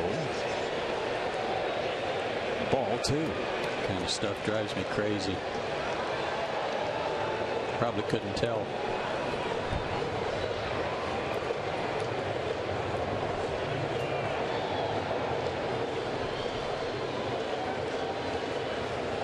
Four runs in the 5th for the Braves. Markakis would love to add another one here in the 7th. Simmons a good lead. Here it comes. And in the air toward the gap in left center. That ball curling toward Conforto, who gets there. Cespedes flashed behind him.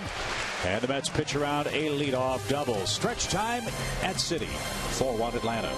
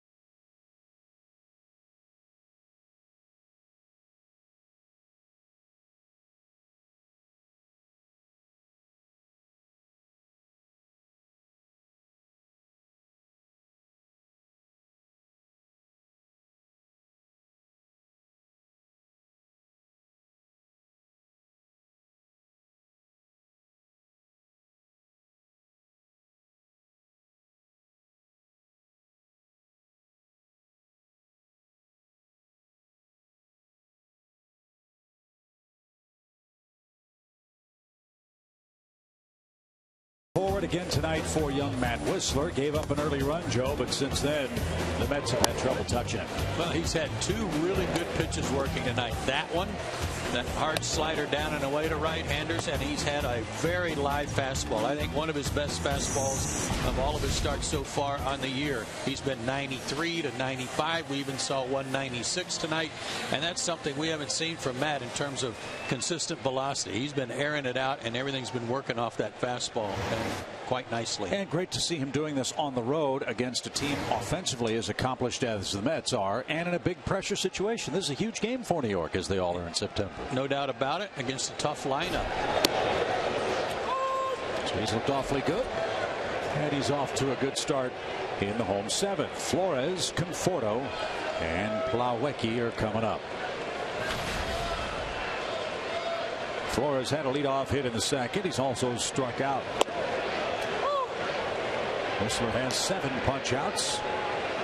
His next will be a new major league high. And very economical, too. 75 pitches here in the 7th. That's great. there's that hard slider tonight that's been really good for him. Seems to me too, Joe, that he's a much different pitcher tonight with 2 strikes than he's been in other starts. He's been putting people away because of it.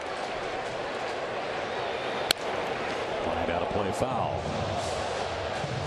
But when you get ahead and you've got the fastball that he has shown tonight, the hitters have to respect that. And that's what's made the slider devastating tonight to these right-handed hitters especially.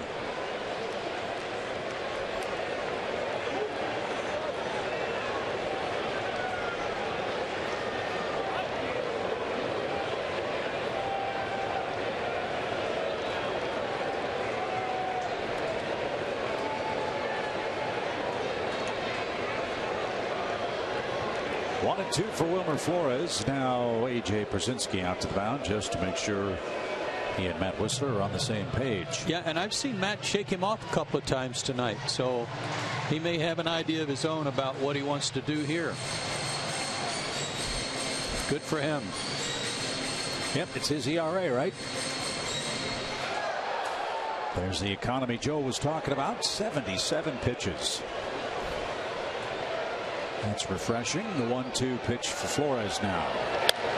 Tied him up, popped him up. Freeman on the run, foul ground. Sliding try, couldn't get there. A lot of ground to cover. And Flores is still alive.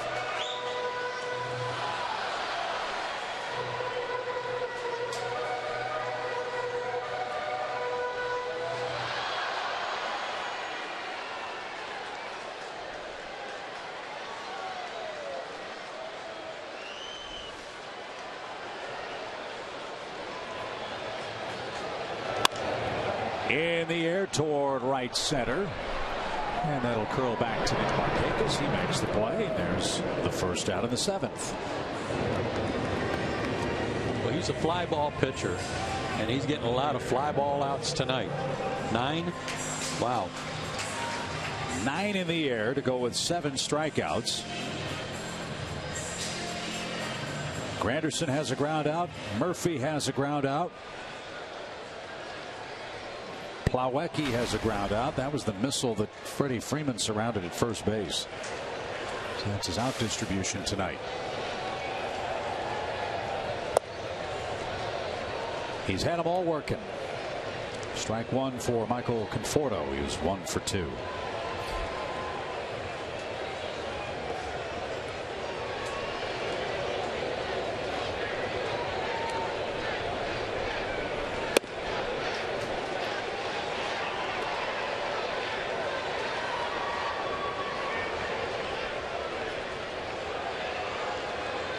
Pitching outings like this for your young starters are what get you very excited about the future potential of the Braves. Whistler has had a great night. Stroke toward Markakis. Sinking line drive, and he got there. 2 out. Good read by Nick on that one. That was a sinker. He's had all these fly balls lofted to him, but this one was stroked.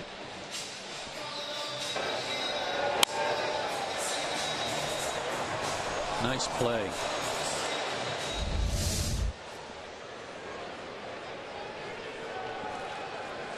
Here's Plawecki with Kirk Nieuwenhuis on deck.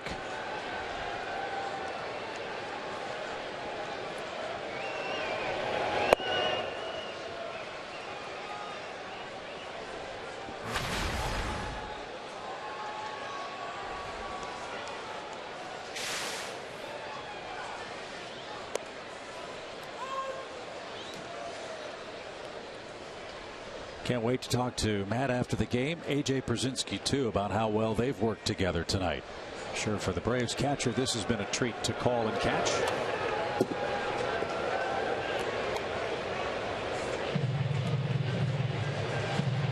And the Braves have had a remarkable year in this regard. It became the 2nd team in baseball history to use 60 major league players in a single season. 2nd team? Texas Rangers did it last year. Wow. 16 of those 60 players have made their major league debuts. A great bulk of them have been pitchers, either in starting assignments or in the bullpen. And Krasinski, Bethancourt, and Lavarnway have been the 3 Atlanta catchers.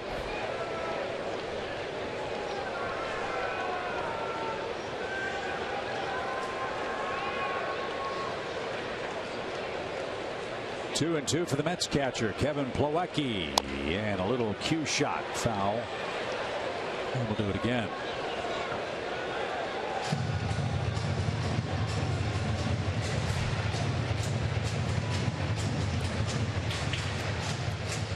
Logan Verrett started for the Mets. New York pushed Jacob deGrom back a couple of days to give him some extra rest. Which is a luxury you only entertain this time of year when you have a 6.5 game lead.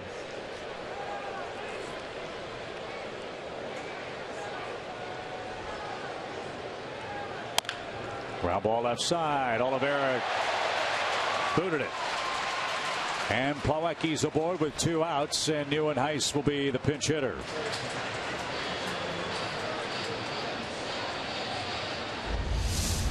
That's too bad. He could have gotten out of this inning real quickly. 3 up and 3 down inning with a good play there. It almost looked like in live action that Hector was doing that side step kind of jump to get over in front of it, and he got caught going up instead of being down.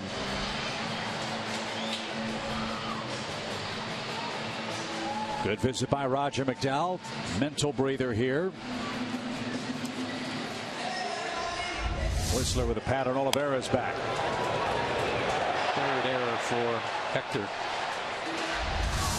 And now Nieuwenhuis is in the box thinking about one thing, making it a 1-run game.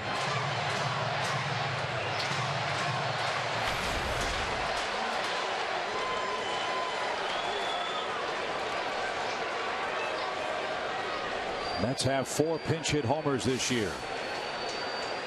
Nieuwenhuis hit a big one against the Nationals. 4-1 Atlanta. A man aboard, 2 outs. Home 7th. And that missed inside. Atlanta's bullpen's busy. I beg your pardon, Joe. Chip. He was one of the strikeout victims of Winkler last night.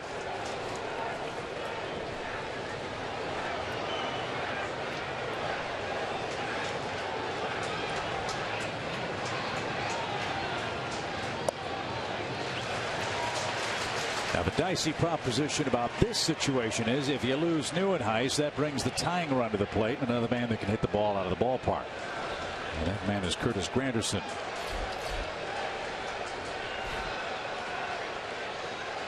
Two 2-0 with 2 outs.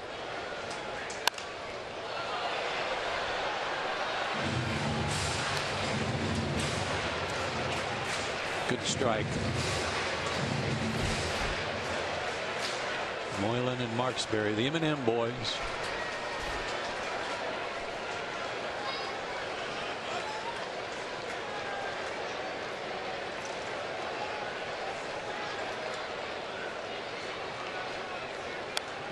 Fouled straight back. Like Logan Verrett, Nieuwenhuis has made his way to the Mets, from the Mets, and back to the Mets. He was designated for assignment earlier this year, traded to the Angels, and then came back to New York. He was a golden boy a few years ago. Supposed to be their center fielder for years until Lagares came along, and Nieuwenhuis just never developed as a hitter. Had power. Oh, yeah. And he's going to have a seat. What a time to break out the hook. Whistler just set a new career high in strikeouts, his biggest strikeout of the game. He strands Plawecki at first. He's through 7 with a 4-1 lead in New York.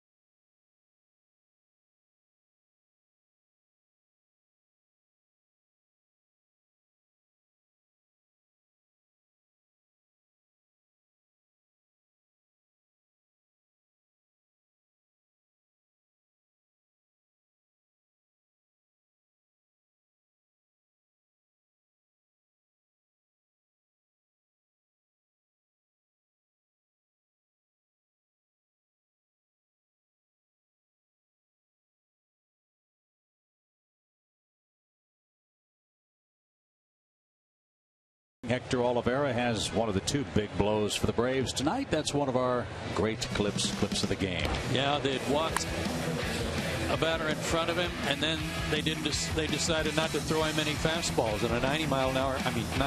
Decided not to throw him any breaking balls. 3 fastballs, and on the third one, 90 miles an hour up and away, popped it into the seats. And that broke a 1-1 tie and chased Logan Verrett. Now Hansel Robles is on to pitch for New York. He's their third hurler tonight. Robles has been doing good work in relief. Let's see if Atlanta can add on. 4-1 is the score in game 2 of the series. He can bring it. 57 strikeouts in 50-plus innings, a 192 average against him, 95-plus miles an hour with a slider.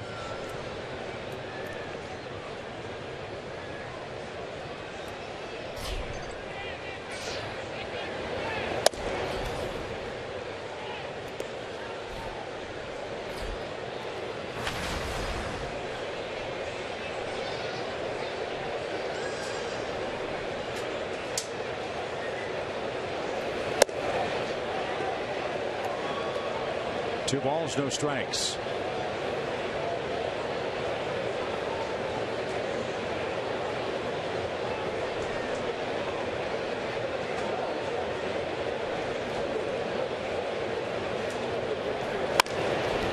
Fly ball center, and Cespedes will make the play, and he's got it, 1 out.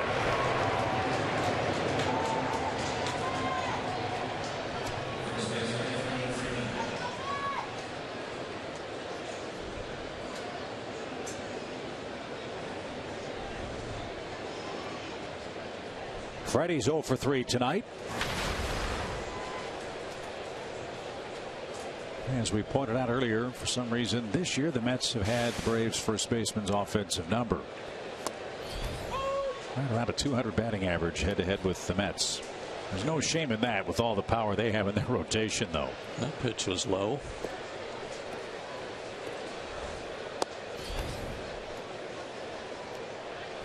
And an even count.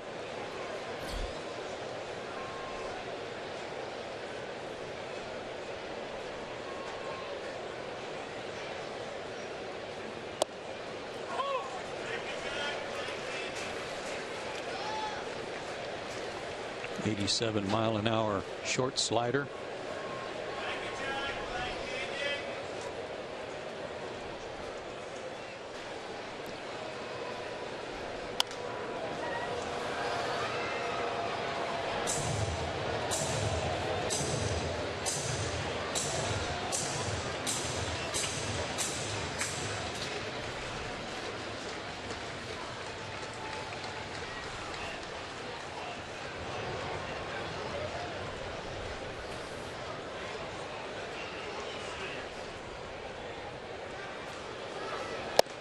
Swing and a miss. Freeman's retired. 2 out.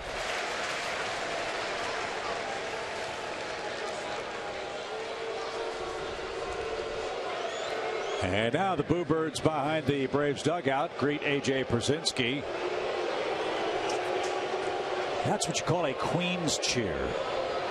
It's not nearly as bad as the Bronx cheer, which is what happens when you play the Yankees. And he serves one to left, and Conforto got there. Tumbling catch by Michael Conforto, and that ends the Atlanta 8th. Top of the order coming up for New York. Braves lead game 2 by 3. Hold on.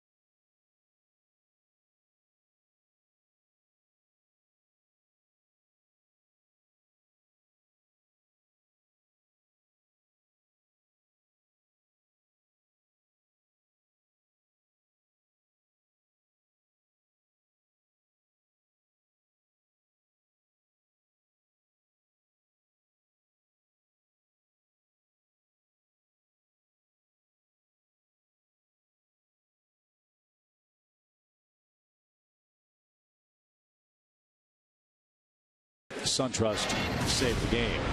Nice play just recorded by Conforto out in left field. Braves were looking at this to see if he trapped it. Looked like that went right into the glove, and then he rolled over the glove. But the ball never really came out. That one would have been a tough one to overturn. I don't think there was any reason to question it. Nice catch.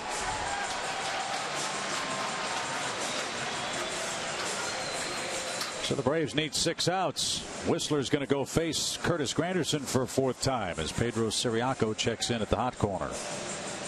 105 is his season high in pitches. That was his last time out against Toronto. And he's not even to 100 pitches tonight, so he's in good shape. Having a little chat with himself here as he gets set to work the 8th.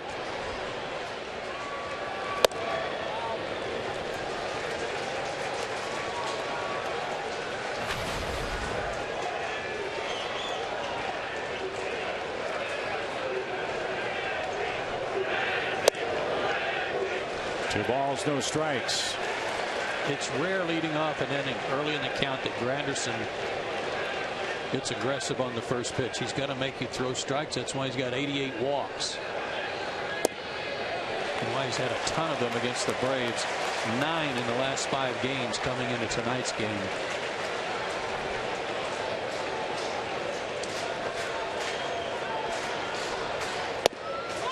That went over for a strike. 3-1.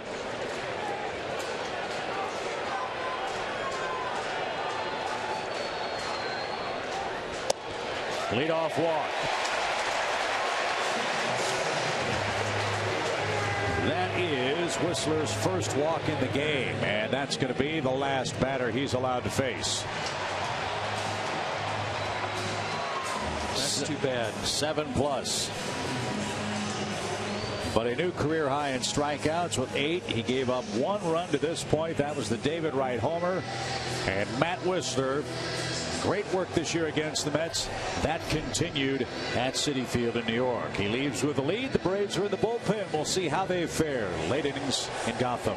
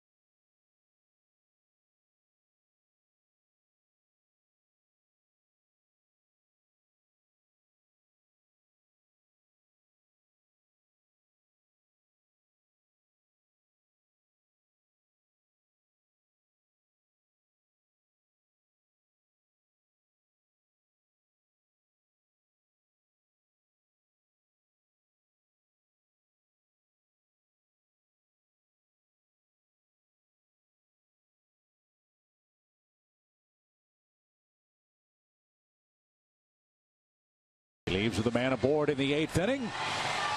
And hopefully more great pitching coming your way tomorrow night. We wrap up our season series with the Mets. Here are your Chevron probable starters. Boy, the Braves owe Bartolo Colon. He has really dazzled them all year long. I think this will be his 5th start against them, at least 4, and he's undefeated. Williams Perez pitching much better his last 2 or 3 starts after coming back from the disabled list.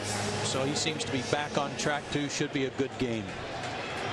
Yep, Bartolo Colon is 4 for 4 against the Braves this year. Wow. And 8-2 lifetime. So Peter Moylan is on to face David Wright. And might be the only guy he needs to get out. We've got Marksberry ready for Murphy, who's on deck. And Wright's not had much luck against Peter in his career.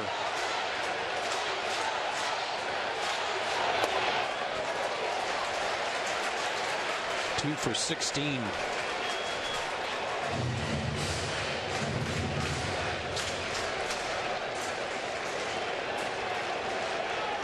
When Moylan's right, he gets the ball on the ground. Let's see if he can get Wright to hit into a double play. Granderson at first, nobody out. Line drive center field, base hit. The Mets are going to bring the tying run to the plate, and it's Murphy.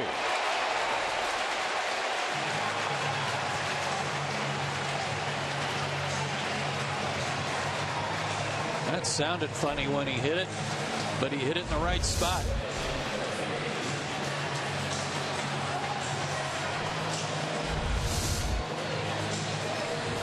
Two-hit night for Wright, and indeed that is it for Moylan. So the Mets, with their 39 comeback wins this year, are threatening late. 2 on, nobody out. Matt Marksberry is on to face Daniel Murphy.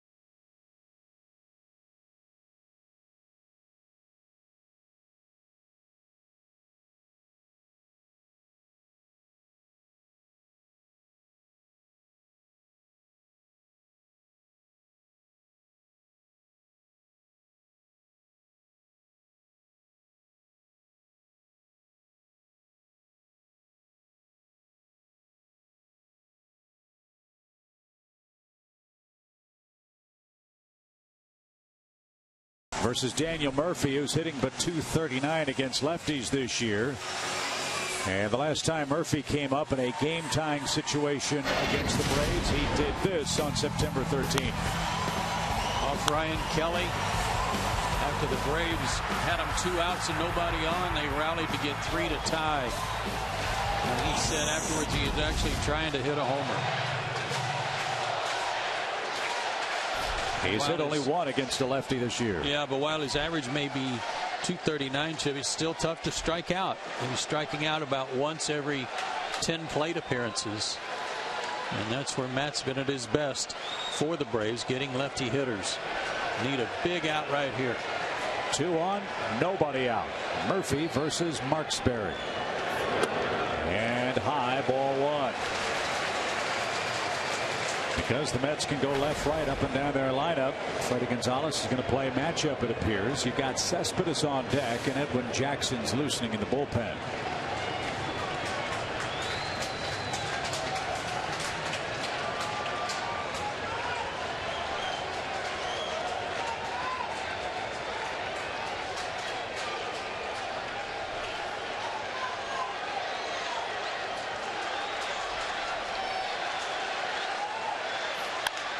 Popped him up.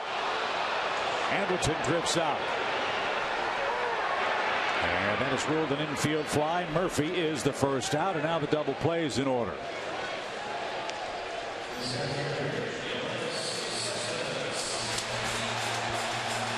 Cespedes is announced.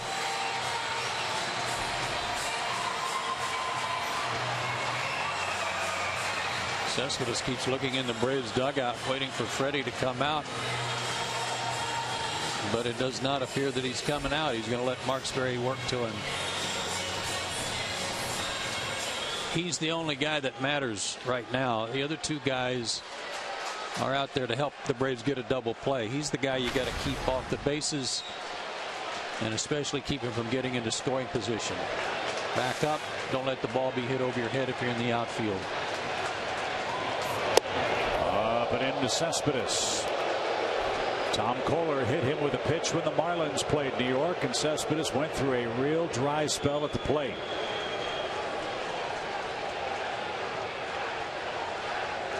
One ball, no strikes.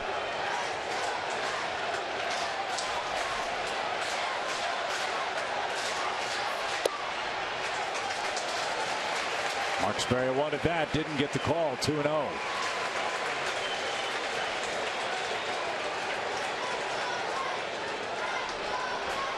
Michael Kadyr's in the on-deck circle.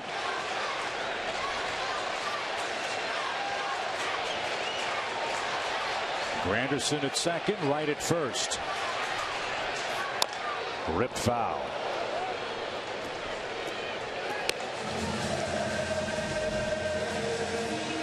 You know, that no call on the pitch on the inside corner on pitch number 2 changed this whole at bat for Marksberry. Could have gotten him even, and then that foul ball would have made it 1-2.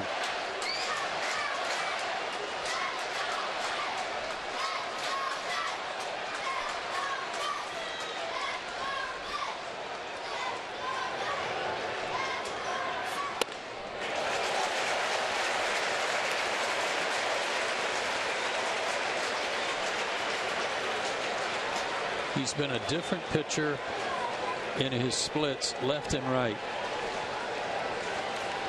Tough on the lefties, not so on the right-handers.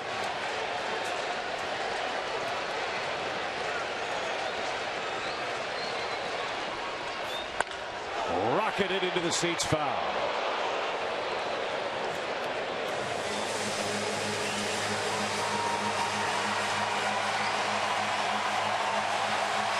They're staying with the fastball, and certainly 3-1 you would expect that, but even 2-1 I liked it.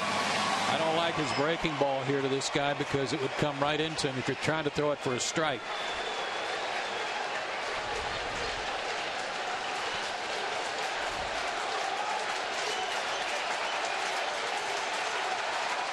Full count pitch. And he just did foul it away. And that was a 3-2 breaking ball. And he had a big hack at it.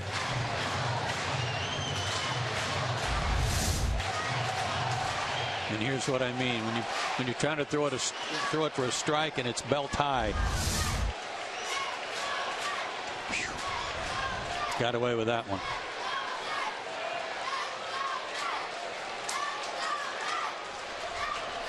Two on, one out. And the bases are loaded. Pierzynski, frustrated, flips the ball back to Marksberry. So here's your dilemma if you're Freddie Gonzalez. You've got Edwin Jackson in the bullpen, and that's who he's going to go get for the righty-righty matchup, as Michael Kadir is going to be the pinch hitter. Here's your dilemma. Michael Kadir against Edwin Jackson is 6 for 11, including a homer. And the game is on the bases for New York. Marksberry got Murphy to pop out. He walks Cespedes. The Mets have him loaded, one out, and trail 4-1.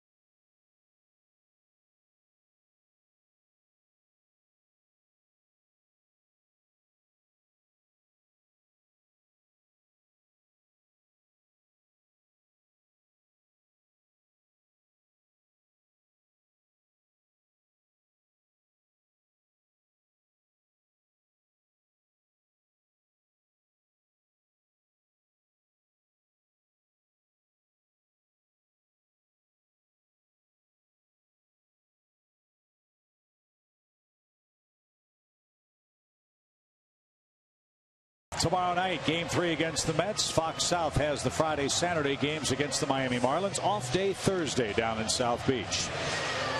So here we are in New York. The Mets again trying to make a comeback against the Braves bullpen. They have the bases loaded. They have one out. They're down 3 runs.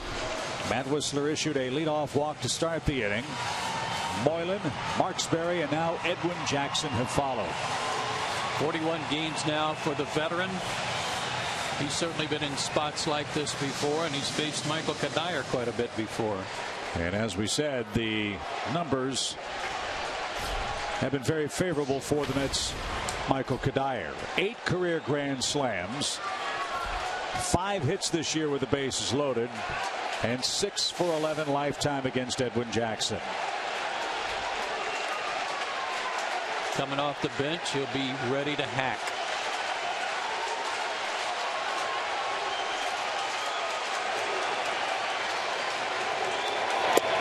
Strike 1.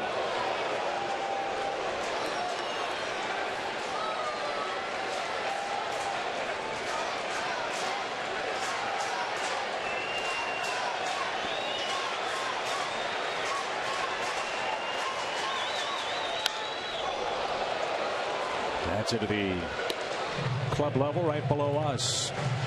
0-2. Wilmer Flores on deck.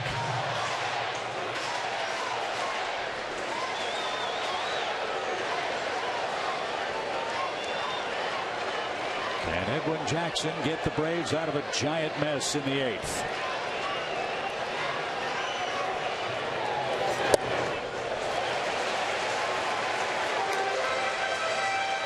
At times, Edwin has a real good, hard, short slider. And it's not really a sweeping slider. It's one that really goes down. This should be a beautiful time for it. Fly ball, center field. Bourne got there. Granderson's going to tag, and he's going to come home. Kadire brings home a 2nd run. That's the 2nd and final run charged to Matt Whistler. With the lead, the Braves trade the out for run number 2, and the lead is now 4-2. Boy, I thought he dumped it in there for a hit. Sounded funny off the bat. Yeah, so did Wrights when he hit his ball to center. Good closing speed by Bourne to get there and make the catch. Not interested at all in the runner scoring, trying to throw him out. He wanted to make sure everybody else stayed at 1st and 2nd. Now Wilmer Flores, the batter. He's seen Jackson once and has a hit against him. He's 1 for 3 tonight.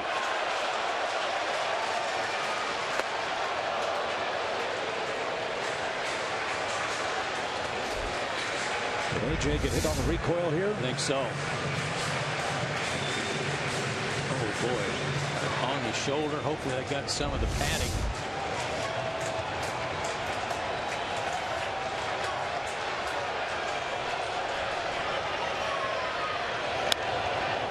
Jackson's coming in, throwing strikes. 0-2. Got ahead of Kadire. 0-2. David Wright, the runner at 2nd. Cespedes, the man at 1st. Don't have to throw him a strike. Got him to chase. Whistler got him to chase up high out of the zone earlier tonight.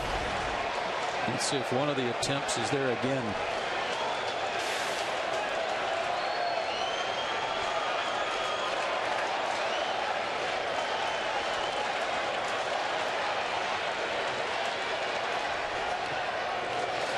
Nice stop by AJ.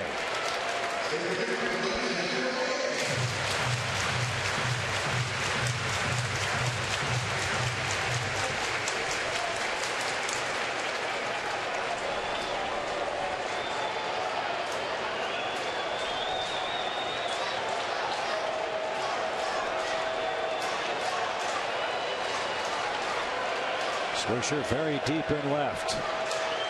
1-2 pitch. Ground ball towards Simmons. He'll charge. He'll glove. He'll fire to 1st. And Edwin Jackson, a heck of a job. Bases loaded for the Mets. 1 out. They get a sac fly, and that is all. Matt Whistler leads by 2 as we head to the 9th inning.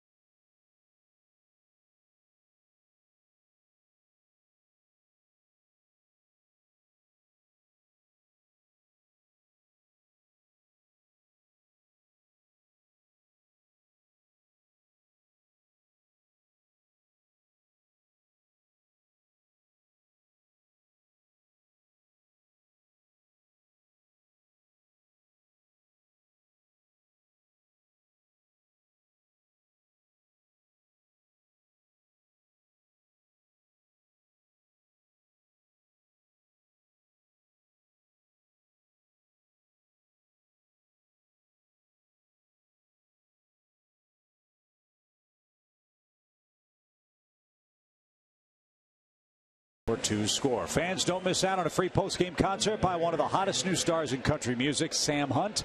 Brought to you by Coca-Cola and Delta Airlines, Thursday, October 1st, when the Nationals are in town. Due to high demand, we have a limited amount of field passes still available. Go to Braves.com to buy your tickets and field passes today. Braves old pal Tyler Clippard back out there, second night in a row. 18 games in his career since 2013 against the Braves. 0 for 3 in saves, a very high ERA and batting average against everybody else. Outstanding numbers. It's the Braves who give him all kinds of problems. And since the trade, 2.86 ERA for their bullpen before the trade, and since he came on board, 4.06. Now then, that's not all on Tyler Clippard, but the circumstances say, or the numbers say, coincidentally, that's what happened. They are a better team with him.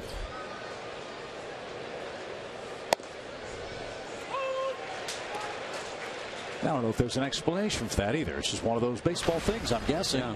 Because you're right, he's a terrific relief pitcher. But for whatever reason, the Braves have had his number. As Nick Swisher leads off the Atlanta ninth, Nick is 0 for 3 in the game. Braves 4, New York 2. We've said it before, maybe it is in Tyler Clippard's head because there are so many new faces on this Braves roster. You can't say, well, it's the same old Braves, because there aren't many of the same old Braves still on the team. Well, last night he came in the 8th inning and gave up a leadoff single to Siriaco leading off. It was like that look on his face was like, oh, no, not again. But was able to pitch around it.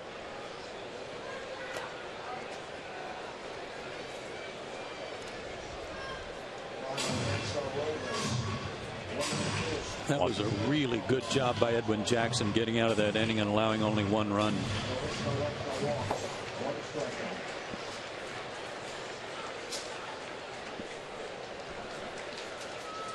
Vizcaino's up in the Braves bullpen. He'll try to nail it down in the 9th. It's a 4-2 Atlanta lead at the moment. And that one hooked down the right field line. Swisher's going to have an extra base hit. So here we go again. Tyler Clippard gives up a leadoff double in the 9th. Cameron Maven's going to come out and run for him. See, Clippard shook off 2 signs there. He wanted the changeup. That's what he wanted to throw, and he didn't make a good pitch with it. And Nick Swisher made him pay.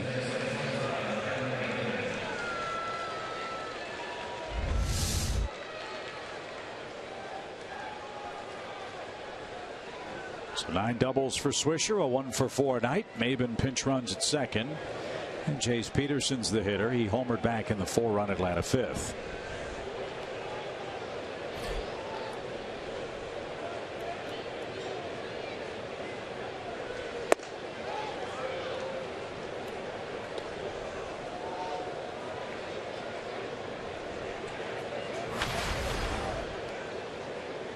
Normally you like to pull the ball to the right side to get the guy to third, but the way they're crashing on Jace right now, a bunt toward third to make David right field it, not a bad play at all.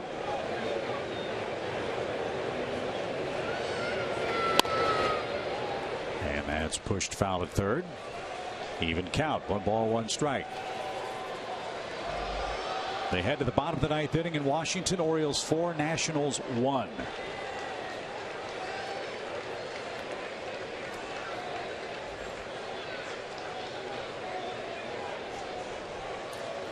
Here it's 4-2 Braves over the Mets.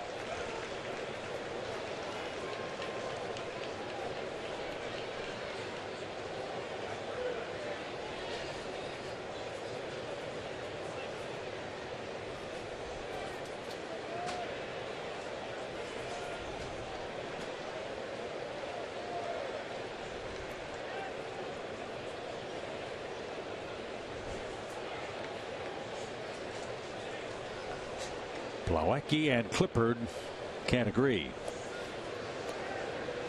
Yankees are winning tonight 3-2 in Toronto. That game's in the 9th inning. It's been a good back and forth affair tonight.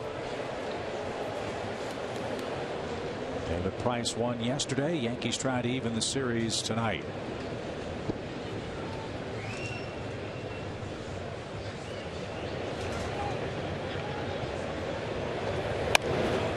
Popped up. An easy play for Plawecki.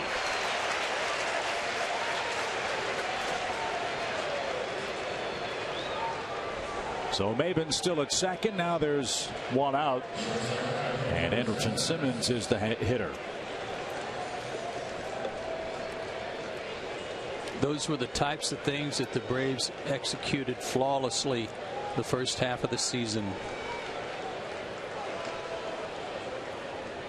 It was a rare exception that they were unable to get the fundamental part down that they needed in any situation during the game.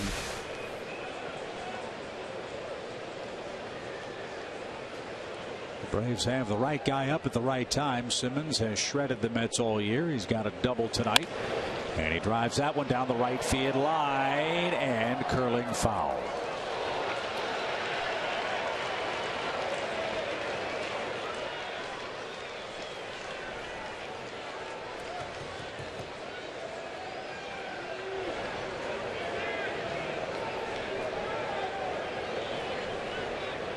In the New York ninth, Vizcaino will face Conforto, Plawecki, and then the pitcher's spot.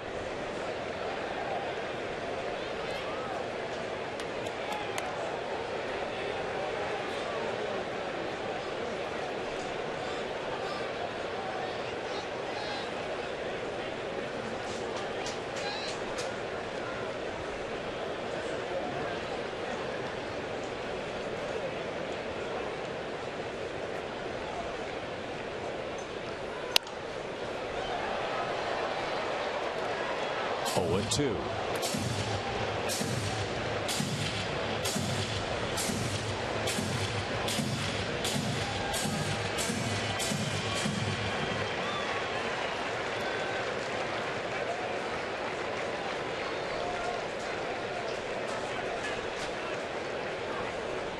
Whistler hoping to snap a 9-start streak without a win tonight. He leads 4-2.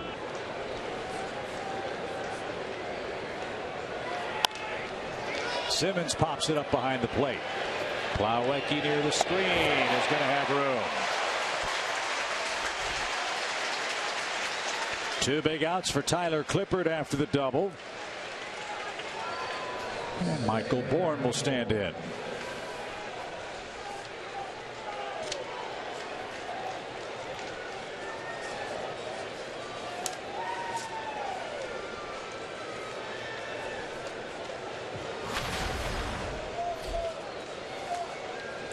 Michael could look for that changeup early in the count.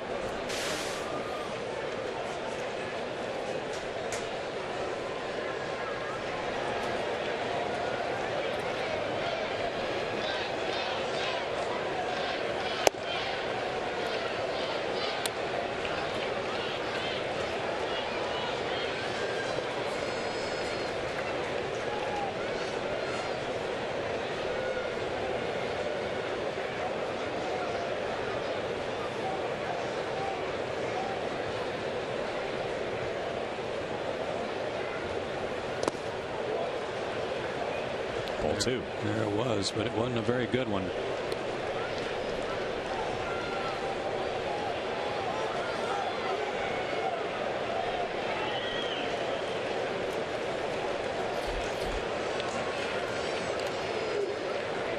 Garcia's on deck. Bourne ahead in the count, 2-0.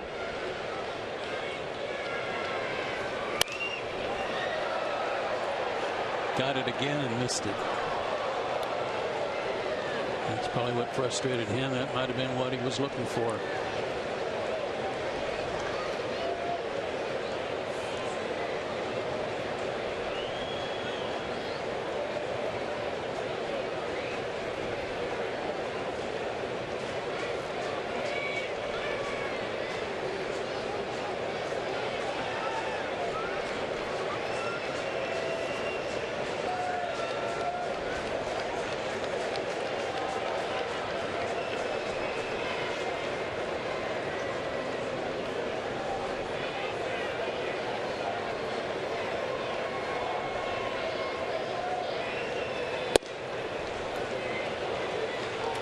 Carmichael's in the driver's seat, 3-1. Yeah, but and as such, I just don't expect Clippard to give in to him here.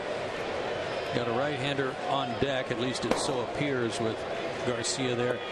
But I'd look for the changeup again. You've got the luxury of taking another strike.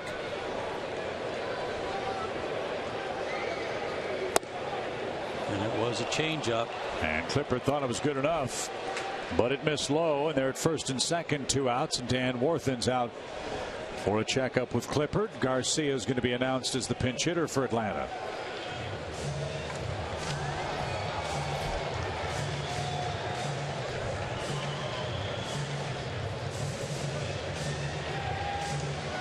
Garcia did not face him last night.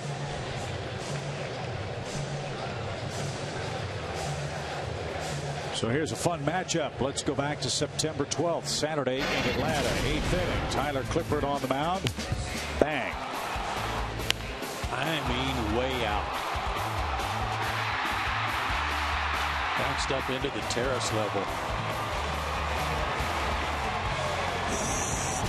A 3-run game-tying homer for the Braves. That made it 4-4. A game that New York won 6-4.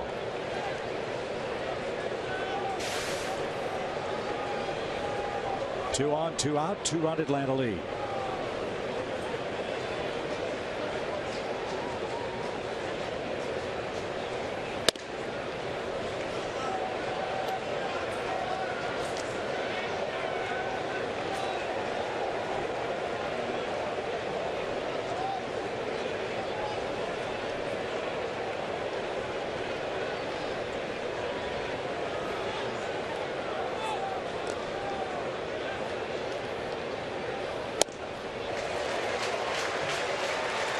Garcia's hand came off the bat.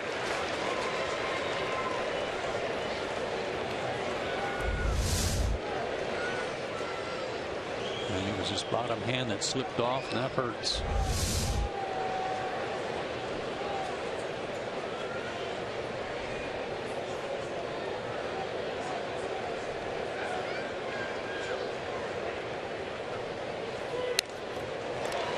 Oh boy, good rip. Yeah, Clippard got away with one there, let her high. Adonis has been a good hitter on high fastballs, especially those out away from him. He's behind in the count. He doesn't have the luxury of ignoring the fastball to look for the changeup here.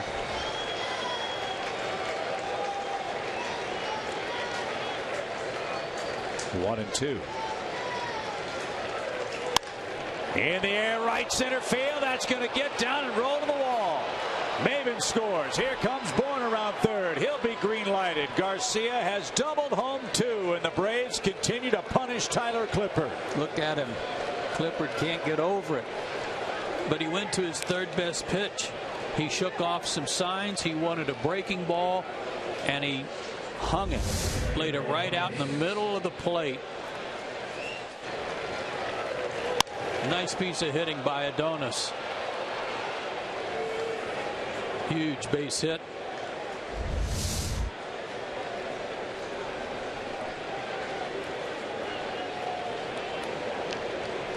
And that extends the lead to 6-2 and sends many of the Mets faithful heading for the 7 train. Markakis the batter. 6 runs on 9 hits for the Braves tonight.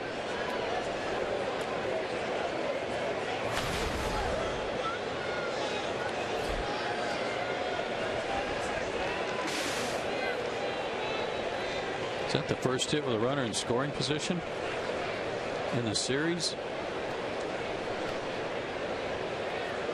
The other runs came on homers. I think Oliveira's homer. Yeah, he had, that's right. Yeah, he had 2 on. So only the second tonight for the Braves, and their second of the series.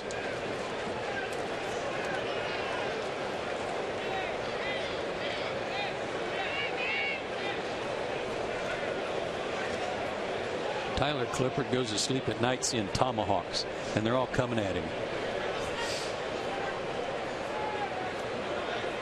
It's just amazing.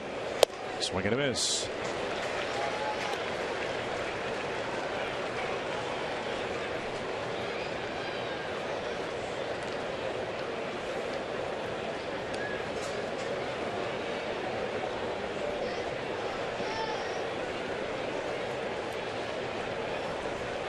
Garcia with 5 RBIs against Tyler Clippard.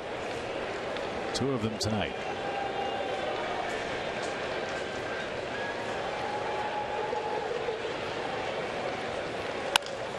Markakis pops this one into shallow center. Flores drifts back, says he has it, and does. And the Braves punish Tyler Clippard yet again. 2 more runs, 2 hits, a walk in for good measure. And the Braves extend their lead 6-2 to the bottom of the 9th.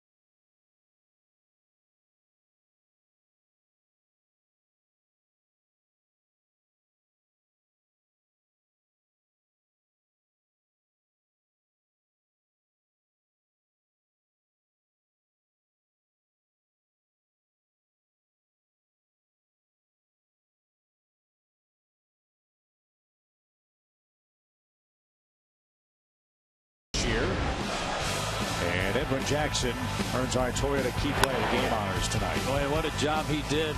Bases loaded, 1 out. He comes in, gives up a sacrifice fly, but just a fluke fly ball for the 2nd out of the inning. And then he got Flores to ground out. Outstanding job to end the inning. Mets only got 1 run. So Vizcaino is on for Atlanta. They have just put the national score on the board. It's final. Baltimore beat them 4-1 tonight. So win or lose, the Mets will shave another game off their magic number. And that's what's important here for them. I mean, naturally the Mets would rather win the game and pick up a full game in the standings. But for Washington, it's disastrous because another day ticks off the calendar. So the changes defensively for Atlanta. Bourne in left, Maben in center, Vizcaino on the hill, Conforto in the batter's box. He's 1 for 3 and takes a strike. Matt Whistler started for the Braves, set a new career mark with 8 strikeouts over 7+ innings. Atlanta with 4 runs in the 5th inning, 2 more in the 9th. Lead 6-2, and there's a wicked pitch, 0-2 the count.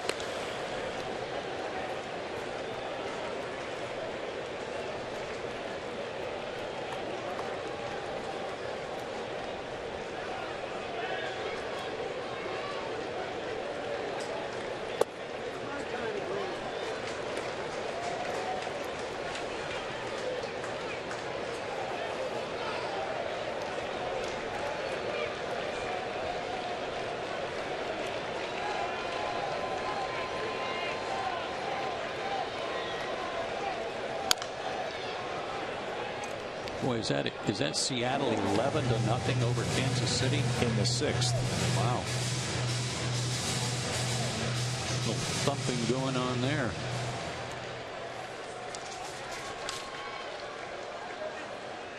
Mariners got a 7-run 3rd tonight. They try to rally and finish the year at 500. The Mariners only 4 games under 500. They're kind of a sexy pick to maybe win the West this year. The race being led by Texas by a game over Houston. Astros losing 3-2 to the Angels. Texas plays in Oakland later on. Now back to the screen. Phillies beat the Marlins 6-2 tonight. 57th win for the Phillies. Marlins have lost 4 in a row. We'll play them beginning Friday night. Cubs 3, Milwaukee nothing in the 8th.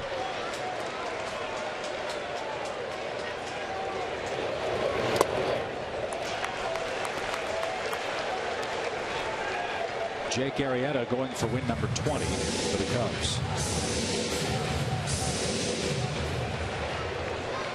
Don't want to walk Conforto. Don't want to give the Mets any 9th inning hope. Just keep pounding that fastball. And Conforto checked his swing, missed it. It's going to be Vizcaino fielding the loose ball. And he makes the play to Freddie Freeman at first base. How about that ricochet? Did Rhodey's do something to his foot? He was looking down at his foot after he made the play. I don't know if he rolled it a little bit going to get it or not.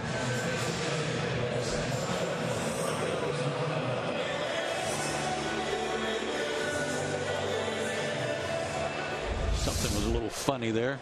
Ankle or knee, but it appears to be okay. Good hustle. Ruben Tejada is going to pinch hit for Plawecki.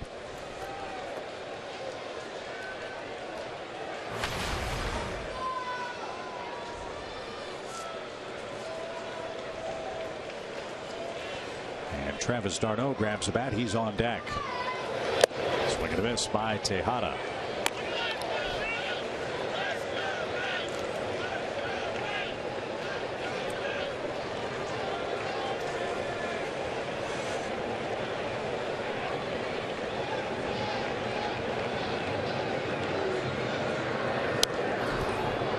Just like that, it's 0-2.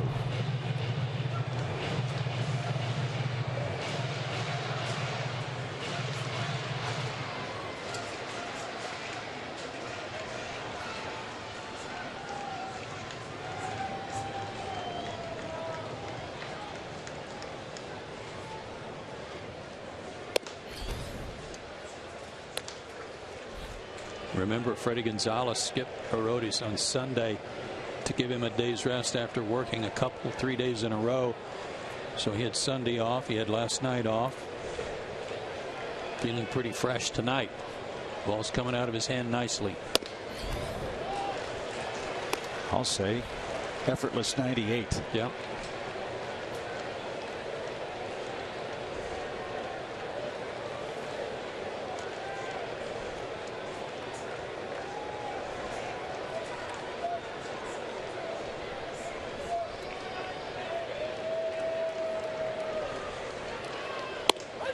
Strike 3, a breaking ball. Tejada caught looking. 2 strikeouts for Vizcaino.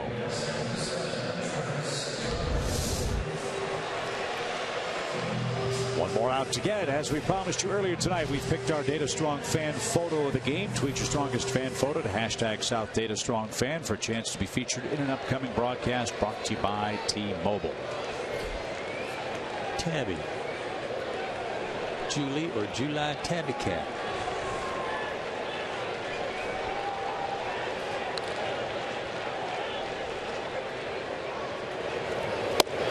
Her friend's car. Yeah. See what I liked about Vizcaino when he went over to get that ball and the strikeout was how he didn't just pick it up and fire it. He collected himself, slowed down, made a good toss over to Freddie.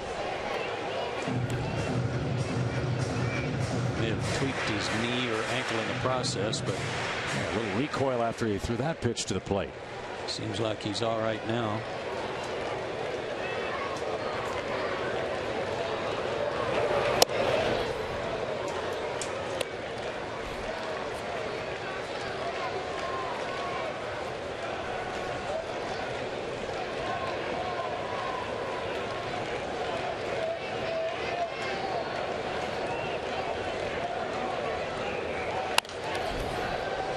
Up foul. 2-2 for d'Arnaud.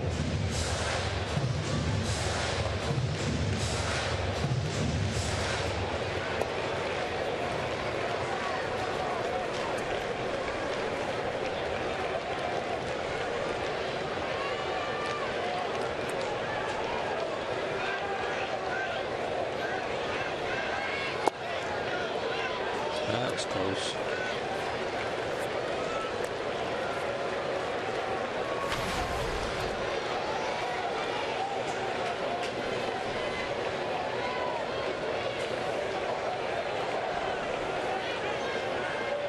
Three balls, two strikes.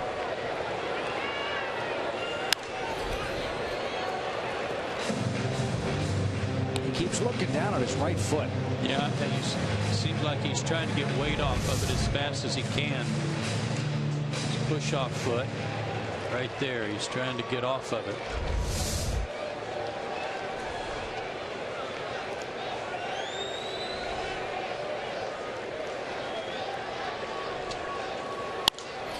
Popped him up. Will this be playable? Looks like it will be. Freddie Freeman is there, and the Braves have beaten the Mets. 6-2 is your final score. Atlanta slows down the New York Ball Club and earns their second win in Gotham this year. Matt Whistler picks up his first win in his last 10 starts. He's now 6-8. The Braves beat Logan Verrett. His mark falls to 1-2. 2-hour and 56-minute ball game. And coupled with the Nationals' loss, though, New York still picks up another game. As far as their magic number is concerned, it stands at 6. Rubber game of the series in New York tomorrow. We'll talk about tonight after this.